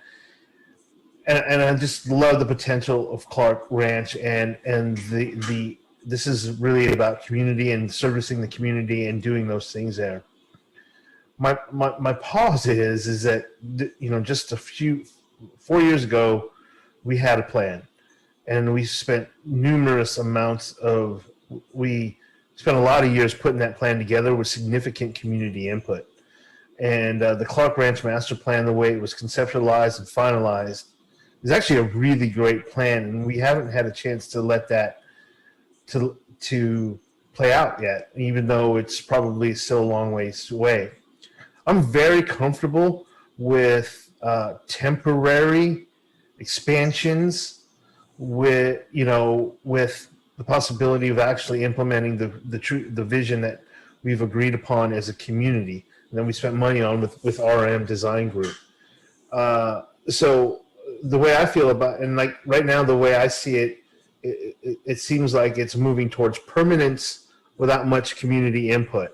And so I'm leaning more towards revisiting it more holistically. I think Speaker Nance Manson talked about just going back and revisiting it and understanding it, while I still want to give some flexibility of temporary expansion. That's how I feel about it. I feel like we ought to pause and think about it more, but don't stop anything that's happening there right now. That's my thoughts. Okay. Councilmember Washington. Thank you, Mr. Mayor. First, I'd like to thank you, Joy, Charlotte, and Janelle for what you're doing for the community. I've had many opportunities to talk to Joy and Janelle, and I haven't had that chance to talk with you, Charlotte, and I will make you a priority. You can rest assured. I really like I just connected to what you guys are doing for the youth of the community and the disability youth of our community. And, you know, like Councilmember Oro mentioned earlier, that there was a plan 5 years ago that we had in place. But I look at it from the aspect that you guys are the doers. You guys are doing stuff out there and making things happen. When I walk and I talk to some of these youth, or the parents of the youth, and the smiles that I see come from them because of what you guys have done, it warms my heart. And I think that you guys scream what we need for the community. So we as a community, and I'm speaking for the community, I think that what you're doing by educating and giving back, supporting those who have been impacted by disasters, supporting our veterans, all things that represent what American Canyon is all about. So keep doing what you're doing. I will be an advocate for you. And I support the ideal that Ms. Manson mentioned earlier about reevaluating the final design for Clark Ranch General, the general plan, and that educational model. So I guess my message to you right now is just keep doing what you're doing, because you are the doers. We can have plans left and right, but if we're not initiating and getting dirty and cleaning stuff up like you, Joy, and Matt are doing on a continuous basis, hey, I'm impressed by the doers. So keep doing what you're doing, and thank you. That's my comments. Very good. Vice Mayor Joseph. Yes, and I want to echo everyone else. I appreciate what you guys are doing. In the case of Parks Foundation at Clark Ranch and elsewhere in the community. So I've got a couple of points. The first one is wildlife is out, but maybe we should reach out to a couple of other partners, the Native Plant Society and the Audubon Society, to see if they have any interest in partnering with us. I don't think they'll be coming to the table with a lot of money, but they probably have some expertise and they would be doers as well, as far as some of the work. Secondly, the power issue, probably are already considering it, but given the whole carbon neutral footprint theory here, ideally the power issue should be looked at from the solar with a battery backup scenario. So hopefully that would be the method of providing it. Plus, theoretically, you wouldn't even have to be on the grid, even though there's power over there. Specifically though, and it's when I talked to Ms. Selleck about the possibilities of the courtyard. And what I'd like to throw out to the council is maybe we need to broaden the vision of the Clark Ranch. One of the fundamental flaws of the master plan, to be very blunt, is we were trying to put a whole lot of stuff on a relatively small piece of land. Mm-hmm. And you know, what we're seeing here in this proposal is essentially resolving it by getting rid of a whole lot of the things we had on our list and just dealing with the 2 or 3 primary uses, the current users. But I think the only way to solve the problem is to create a bigger footprint. I think if we look at the city's courtyard and the land around it, you certainly could have, you know, office space or an eco center, or at least an initial one. You might even be able to pull 1 or 2 items off of the master plan amenities list and relocate it. If we ultimately look at the old abandoned landfill as a potential opportunity to do an incredible amount, from solar farms to, you know, urban agriculture to recreational trails and fishing and so on. When we began to look at all of those 3 elements, you know, you're looking at a regional park. And obviously we can't do what we want with the landfill because it's not our property, but Clark Ranch is and the courtyard is. And so maybe the solution is, you know, sending it back to the general plan update Parks and Rec element, because they need to do the nuts and bolts of it all. But to try to maintain as much of the list of amenities as the master plan has, but certainly look in terms of moving them around. I'm sympathetic to 4-H's concerns that, you know, it's a lot easier to move stuff on a piece of paper than in reality. So maybe we look at some of the amenities and say, what if we left them where they're at and designed around it? With Spirit Horse, I can certainly appreciate the need to provide some amenities. I'm not comfortable expanding anybody's footprints right now. You know, but if we're looking to design something, a temporary barn or whatever, let's design it where it's likely to be. You know. So bottom line is, I certainly have no problem extending the leases for 3 to 5 years, because as a practical matter, we're not ready to do our thing. So let's not get in the way of those who are doing. I'm not that comfortable expanding the footprint right now, not without the general plan committee, you know, looking at it in a more comprehensive scope.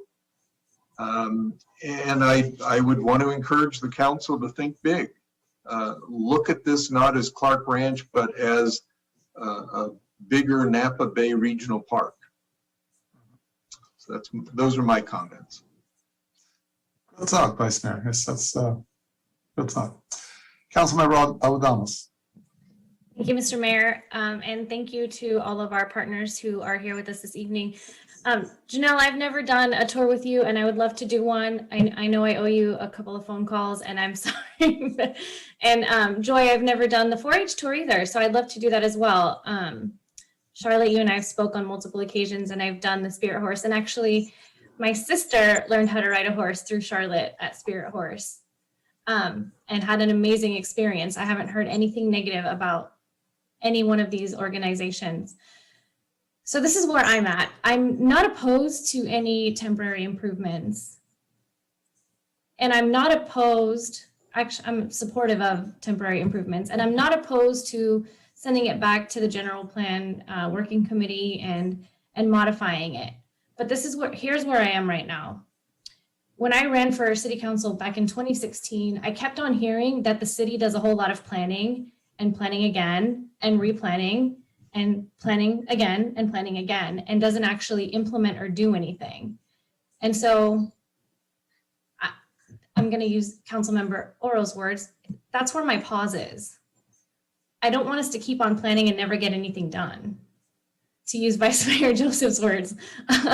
So part of me feels like maybe we should work on the improvements and see where that goes, and do we have a time, like what's our timeline on build out for this?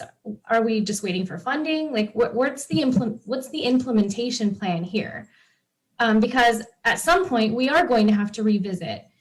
When we adopted the master plan for Clark Ranch, everything was super cutting edge, right? But then our plan stopped and the world kept moving. So at some point, all of the cutting edge stuff that we came up with is no longer going to be cutting edge unless we're building it, right? So I think that we should revisit it. I'm just not sure if we should be revisiting it now or if we should revisit it closer to building time so that we can implement, so that we know how much money we actually have, what we can afford, and be more realistic, and also implement all of the most recent, newest, cutting edge designs, ideas, everything that we can come up with. And obviously you can tell from my comments, I'm a little bit torn here because on the one hand, I think you guys all worked so incredibly hard on bringing forth such an amazing plan for Clark Ranch. But at the same time, like I want to see it built. I want to see it being used. And I see Spirit Horse all the time, but I don't see anything else there. And I want it to, and sorry, 4-H, but I want it to be utilized. I don't want it to just be a vacant parcel for however the unforeseeable future. So that's where I'm at right now. And those are my comments. I can speak a little bit, Councilmember Abradamas's question on timing, and I think it might be appropriate to ask or at least ask Charlotte and Joy some of their thoughts on their timing. From the city, the Clark Ranch Master Plan envisioned that Napa Wildlife Rescue was kind of going to be the catalyst tenant. They had represented to us that they had funding and they were ready to go, and we envisioned them to be the catalyst. We anticipated once that northwest corner was kind of locked down, that Spirit Horse would kind of fall in line, and from there, the city on whatever timetable we could come up with would be almost sort of goaded into or really incentivized to kind of finish out the second half of the lower parts of Clark Ranch. With Napa Wildlife Rescue going away, there is no catalyst, at least that is not the intended catalyst anymore. And the Spirit Horse is sort of serving as a catalyst along with 4-H. The city right now has no identified funding sources for any of the city improvements. We do have a grant to do a little bit of an outdoor education piece. It's about $200,000 if my memory is right. But we don't have any identified funding sources, and we're not actively pursuing funding sources. We have just quite frankly other priorities that we're looking at: transportation, drought, general plan. Those are the big things that we're pursuing, and implementation of the Clark Ranch Master Plan isn't in our top 5 priorities, and honestly probably not in the top 10. We've been also focused on trying to take care of existing facilities, roads, playgrounds, existing stuff. We haven't been necessarily gearing up to build new things. So our time frame as a city realistically is 5 to 10 years out, and that's without identifying a funding source. So it could be a longer time horizon, but I would think it'd be appropriate to turn over to Charlotte and Joy and have them express maybe what some of their thoughts were on their proposed timings. Council ready for that? Hearing no objection. Joy, go ahead. Yeah, archery, we would start right away. we're ready to go. We've got all the plans put together. We've, purchased everything that we need so we could start right away. And it's a great way to feed kids that maybe have never done 4-H before. And it could also be potentially down the road something we could offer through Parks and Recreation for others to utilize potentially, maybe. I've got a young lady in my club that makes leather right now and could teach leather making to other kids starting in August. So having a nice workshop to set up for her that she could teach the other kids in would be awesome. And I don't think we would have any problems fundraising for a workshop, a simple workshop building. So that could definitely be within a year that we would do that. I have two adults that could teach welding, and we actually were recently donated a second welder, so we can teach different types of welding. So there's just copious amounts of things that we could do and execute on immediately. If you give me a task, it will be done. So yeah. Quickly, Joy, the welding I know probably requires power. I don't know that you can do that necessarily with solar or battery, right? I think that would require we would higher need voltage for that. service. Yeah, okay. If you're doing arc welding, that would require a lot of energy there. Okay, thoughts on temporary? For Joy. Temporary, the archery and partnering with school programs is really what we're looking at for that. Okay. So we could start right away. All right. So Charlotte, same thing for you, just your thoughts on it. Okay, so probably for me, one of the most important things would be the fencing. So I would say probably within 6 months, I would be able to have the funding to start that. I would definitely need probably a 5-year lease to be able to start that. Obviously, for a covered arena, that's quite pricey, and so would have to have a 10 or 15-year lease on that. So that's not something that would probably start soon. A barn, you can do, temporary barns, so that could be in the next couple of years. Okay. Janelle? Can you hear me okay? Yes. Yes. Somebody on our side still care of the volume. Okay, thank you. Our initial thoughts at the Clark Ranch site were 1 to 2 years. We were looking at modular buildings so as to fit with a temporary permanence idea. And as far as the courtyard idea goes, we're still looking at about that time frame. Just initial conversations with city staff have been about a year for them to get all of their items in place. And then for us, about another probably 6 to maybe 9 months to do some improvements at the site, hopefully to have the courtyard site up and running within the next 2 years for the community. So for us, really either site is about that timeline. It's just a matter of what's a quicker and easier turnaround, and then also what's going to serve the community the best in the long run. And obviously, I think the courtyard site has much more opportunity. It's broader serving, larger space as well. But again, back to the fact that the Clark Ranch Master Plan holds an environmental center as a kind of a core piece of that master plan. It really would be ideal in the long run for us to be able to have a secondary site there. And in addition to that, we do continue to talk with 4-H and Spirit Horse about shared use opportunities at both locations. Okay. Very good. Yeah, I think the concern I have, just having had that experience, is depending on how the temporary use is realized, they tend to become permanent. So I think certainly the general plan group working on it, referral to that would be further to vet out that process. But you guys got to provide great service out there. It's wonderful. I think there's some other issues that need to be discussed as well. Some of the other comments that council members have raised, that's on that list. How do we provide for amenities for community as a whole would be, and it's certainly an issue on my list as well. I mean, if you look at the original plan, it took a while to get there. And it's that we got a plan, nobody's doing anything. Well, there was a plan put together without the money, hoping that the plan would generate the money. Well, it started with wildlife rescue as a catalyst, as Mr. Hawley pointed out, and that didn't materialize. So, but it can be revisited. I guess that's where I am. Councilmember Joseph, I think you are next, or Vice Mayor Joseph. Yes, I just wanted to add a couple of comments. I am certainly sympathetic to Councilmember Abadamas's concerns about planning and not doing, in large part because I think I'm the one who's been saying that a lot, so it's starting to resonate. But there can be some funding. Remember, we did get a $3.8 million one-time contribution, some of which can be put into the general fund and therefore could be used for park development. So I do think there's certainly not enough money to do everything, but there's enough money to start making some good faith efforts.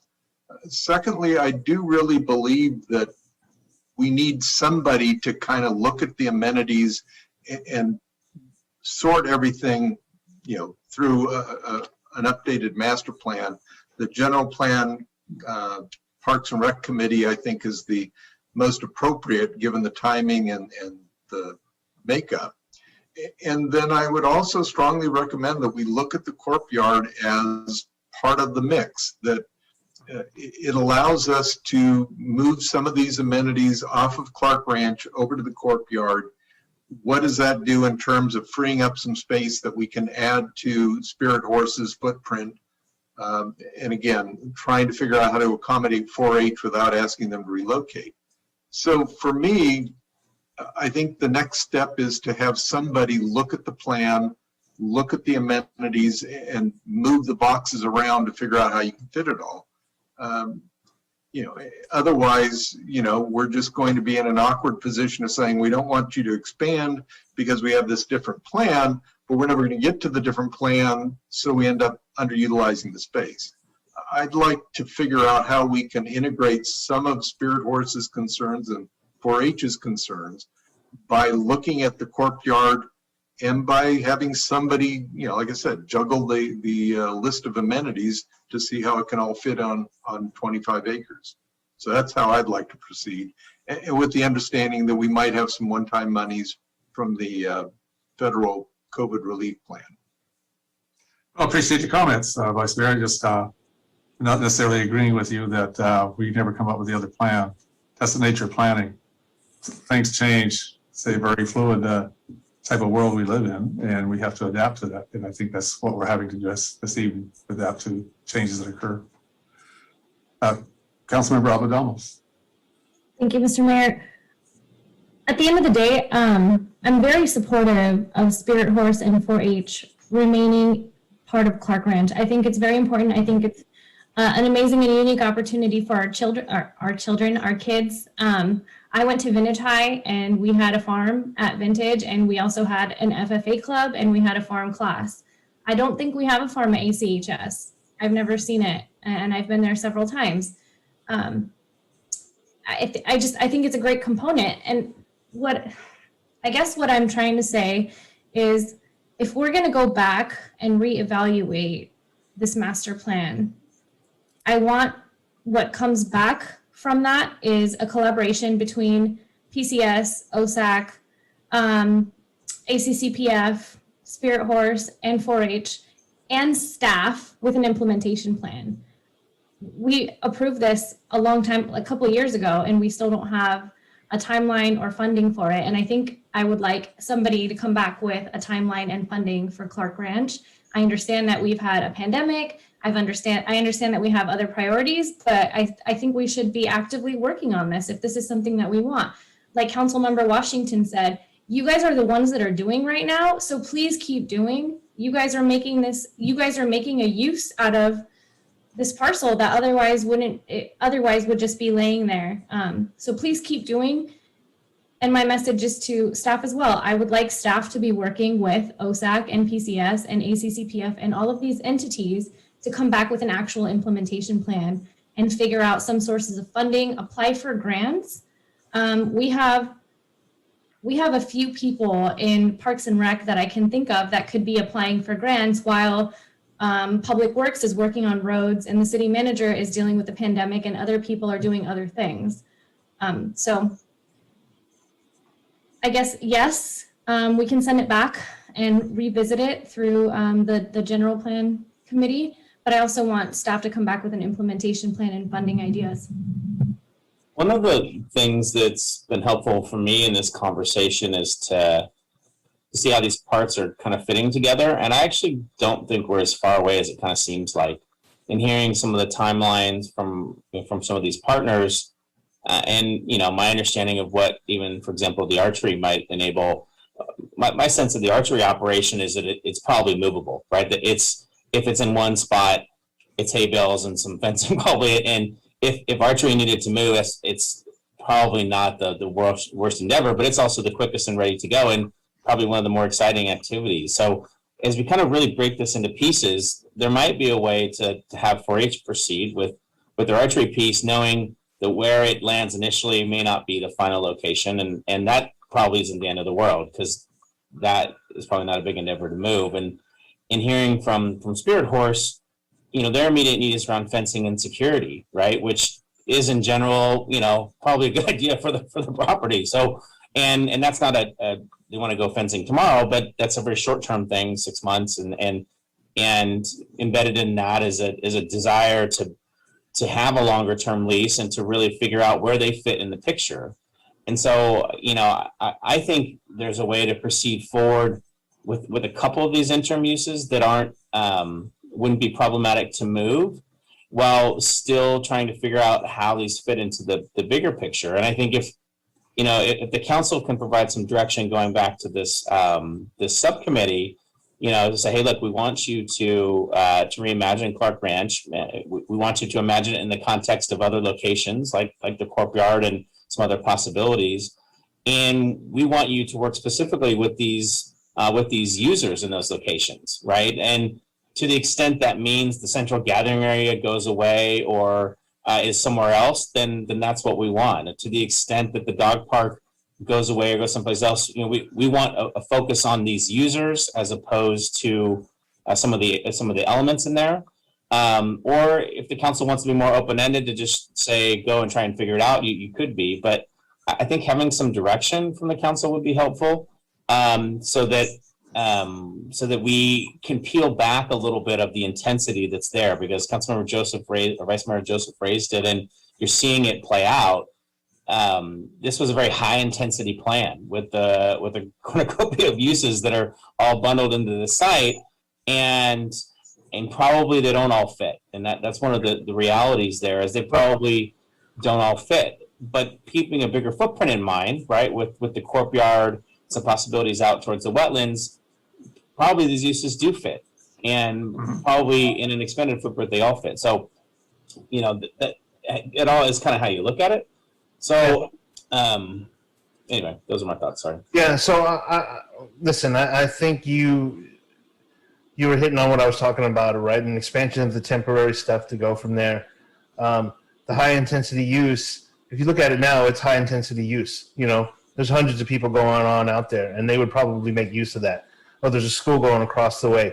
Oh yeah, they'll probably make use of that.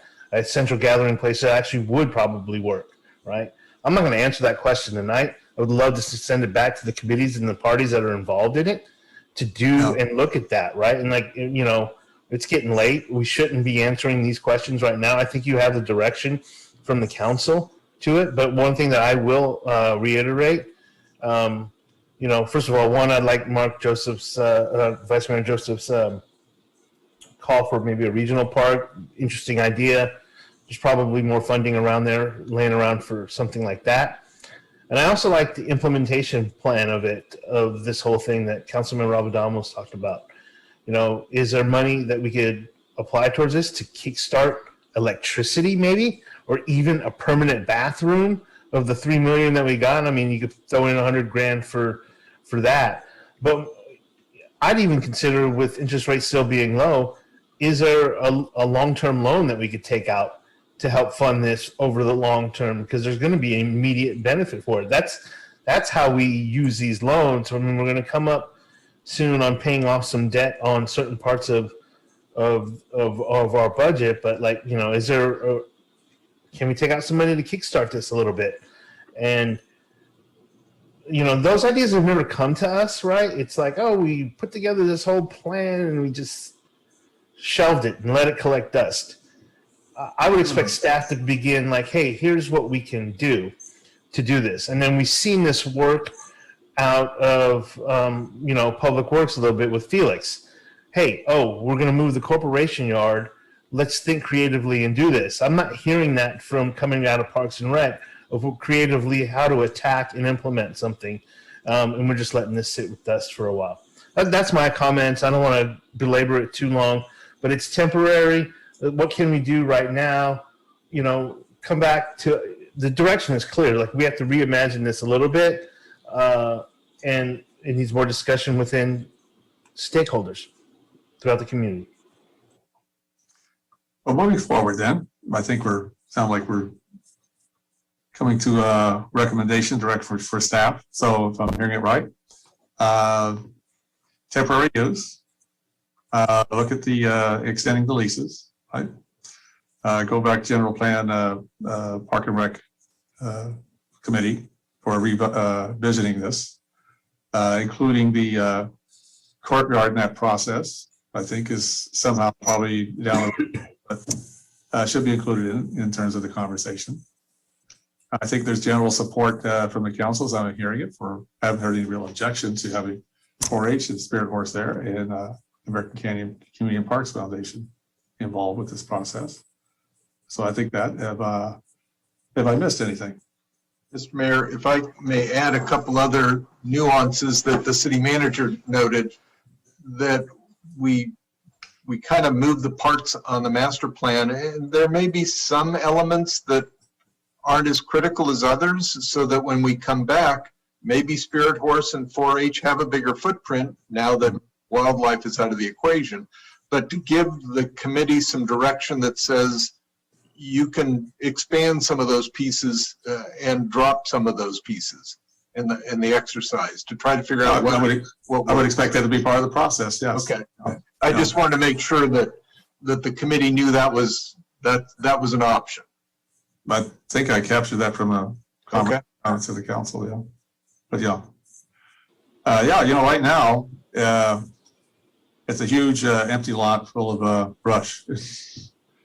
And sometimes presents a bit of a fire hazard, so that needs to be addressed as well. So, you know, better to be used than be empty.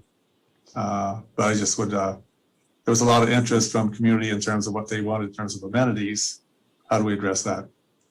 And this parcel or other parcels as well. Mr. Holly, Yeah, I think we've captured the input that we needed. It was helpful. Appreciate Charlotte and Janelle and Joy for sticking with us so late this evening, and appreciate all your hard work out there also. So yeah, staff has what we need, Mayor. Thank you. Yeah. Thank you for participating this evening. Good input. All right, are we ready to move on? We are, Mayor. Given the hour, it is now 10:45. Next would be management staff oral reports. We have none of those items tonight, Mayor. Oh, okay, good. We've done our. Thank you. We'll get out of here. Moving on to the mayor and council committee reports. Basketball hoops are back. Yes, I noticed that. Kids are out playing basketball in my neighborhood. Now, I have submitted mine. I think the only thing I'd like to add would be much appreciation to all the council for participating in the Asian Solidarity Walk at Shenandoah Park last Saturday. A lot of effort went into that, and very short term. And I think there was easily over 100 people attended that. And certainly glad to have a lot of our elected representatives there as well. So many thanks goes out. And it is an expression of what we really value in American Canyon. It's a good thing. Anything to add to your report, Councilmember Washington? No, I captured everything. Thank you. Okay. Councilmember Arl? Anything? Nope. Vice Mayor Joseph? I'm good. Thanks. Anything to report, Councilmember Alvarado? Just two things really quickly regarding the Stop Asian Hate Rally. I echo what the mayor just said. I'm so glad that we had such a great turnout. I've always been a minority here, and I said at the rally that when 9/11 happened, we were being mistreated. Now what's happening in Palestine, it's something that I've experienced my whole life, but no matter what was happening in the world, I always felt safe in American Canyon. But I still feel like that rally and things of that sort are necessary for us to heal. It's part of the healing process, and it's great to feel like I got so many hugs that day. It's just so great to feel like I have my community support, and I want to support everyone who feels like they're in those kinds of positions as well. Another thing is I went to the ACHS debate team event. It was so cool. You guys, I always say that we have the best kids ever in American Canyon. So the actual debate part of it, they got 30 minutes to research and craft arguments. And get this is so relevant. The pro side was arguing that the United States government should start directing its funding towards adapting to climate change rather than stopping it. And the con side was, no, they should be spending money on stopping it rather than adapting to it. Literally, they got their topic during the event and they researched it and argued it. I'm a lawyer and I'm not as awesome as they are in terms of, you give me 30 minutes, I can't do what they did. They were super amazing and impressive. They do 5 to 7 tournaments a year, and each tournament costs them $150. So they're looking for support. If you just go to the ACHS website and you type in speech or debate or something, you should find where you can donate. I've pledged to sponsor a tournament, so I hope you guys will all do the same. Oh, yes. Councilmember Alvarado, what's your comments at the Asian Solidarity Walk? For any of us, when you speak from the heart, it's authentic. And that's where we all are. Appreciate it. Absolutely. Okay, future agenda items. Yeah, I have something. I think we're going through a review of the city manager's evaluation, and we should probably do that for the city attorney as well. I don't think we've done that because of the COVID hiccups. Mr. Ross, sorry, I meant to call you about that to tell you that I was going to do that ahead of time and bring that up. But it just sparked what we're going through now. Sparked hey, we should do that for the city attorney as well. So as a council, if we could bring that up on closed matters in the near future and begin that process. All right, sounds good. I have a matter that we've brought it before, but I don't think it's been resolved regarding public comment and people who submit letters. I think my suggestion would be that if we receive them before council meetings, we publish them either in the agenda packet or on the website. I believe that's what our Board of Supervisors does. They publish public comments that are submitted in writing online. No. Yeah, so I think we should consider something, because just reading the names and the subjects. I mean, Mr. Mayor, this morning I was watching the board meeting and I saw your comments regarding Chief Ortiz in becoming the sheriff, finishing out Sheriff Robertson's term. And I called in, but I called in too late. And it's something that you said that triggered a comment that I wanted to make. But because I was doing it through, I was watching through Granicus, by the time I called in, they had moved on. So I missed my opportunity. But my point is, people don't know what we're reading. And so we got to make it public before we vote on it. It doesn't feel right to not That's make it point. until I after we think made so. a decision. I know with the county board of supervisors, they get hundreds of them, of attended meetings with them on that. And I think probably, how many did we get this time? Half a dozen or so? Yeah, maybe less than. I would concur if there's some way we can improve that process. Yeah. For myself, I'm getting in the habit of saying a half hour, an hour before the council meeting, look for the email that has 20 pages of public comment. Try to get through it all. So whatever we can do to make that process better. I think, with respect to those who the public, we want public participation. For some folks, that's their method of participation. We need to solve the problem. Make sure that they're heard. Okay, anything further? because it's now 10:51. It's a long meeting night. Good work tonight. Really, I thank all of you. I appreciate everybody, the staff, and everybody who participated this evening. Very productive conversation. That being said, we've concluded our business for the evening. We are adjourned. Thank you all. Good night.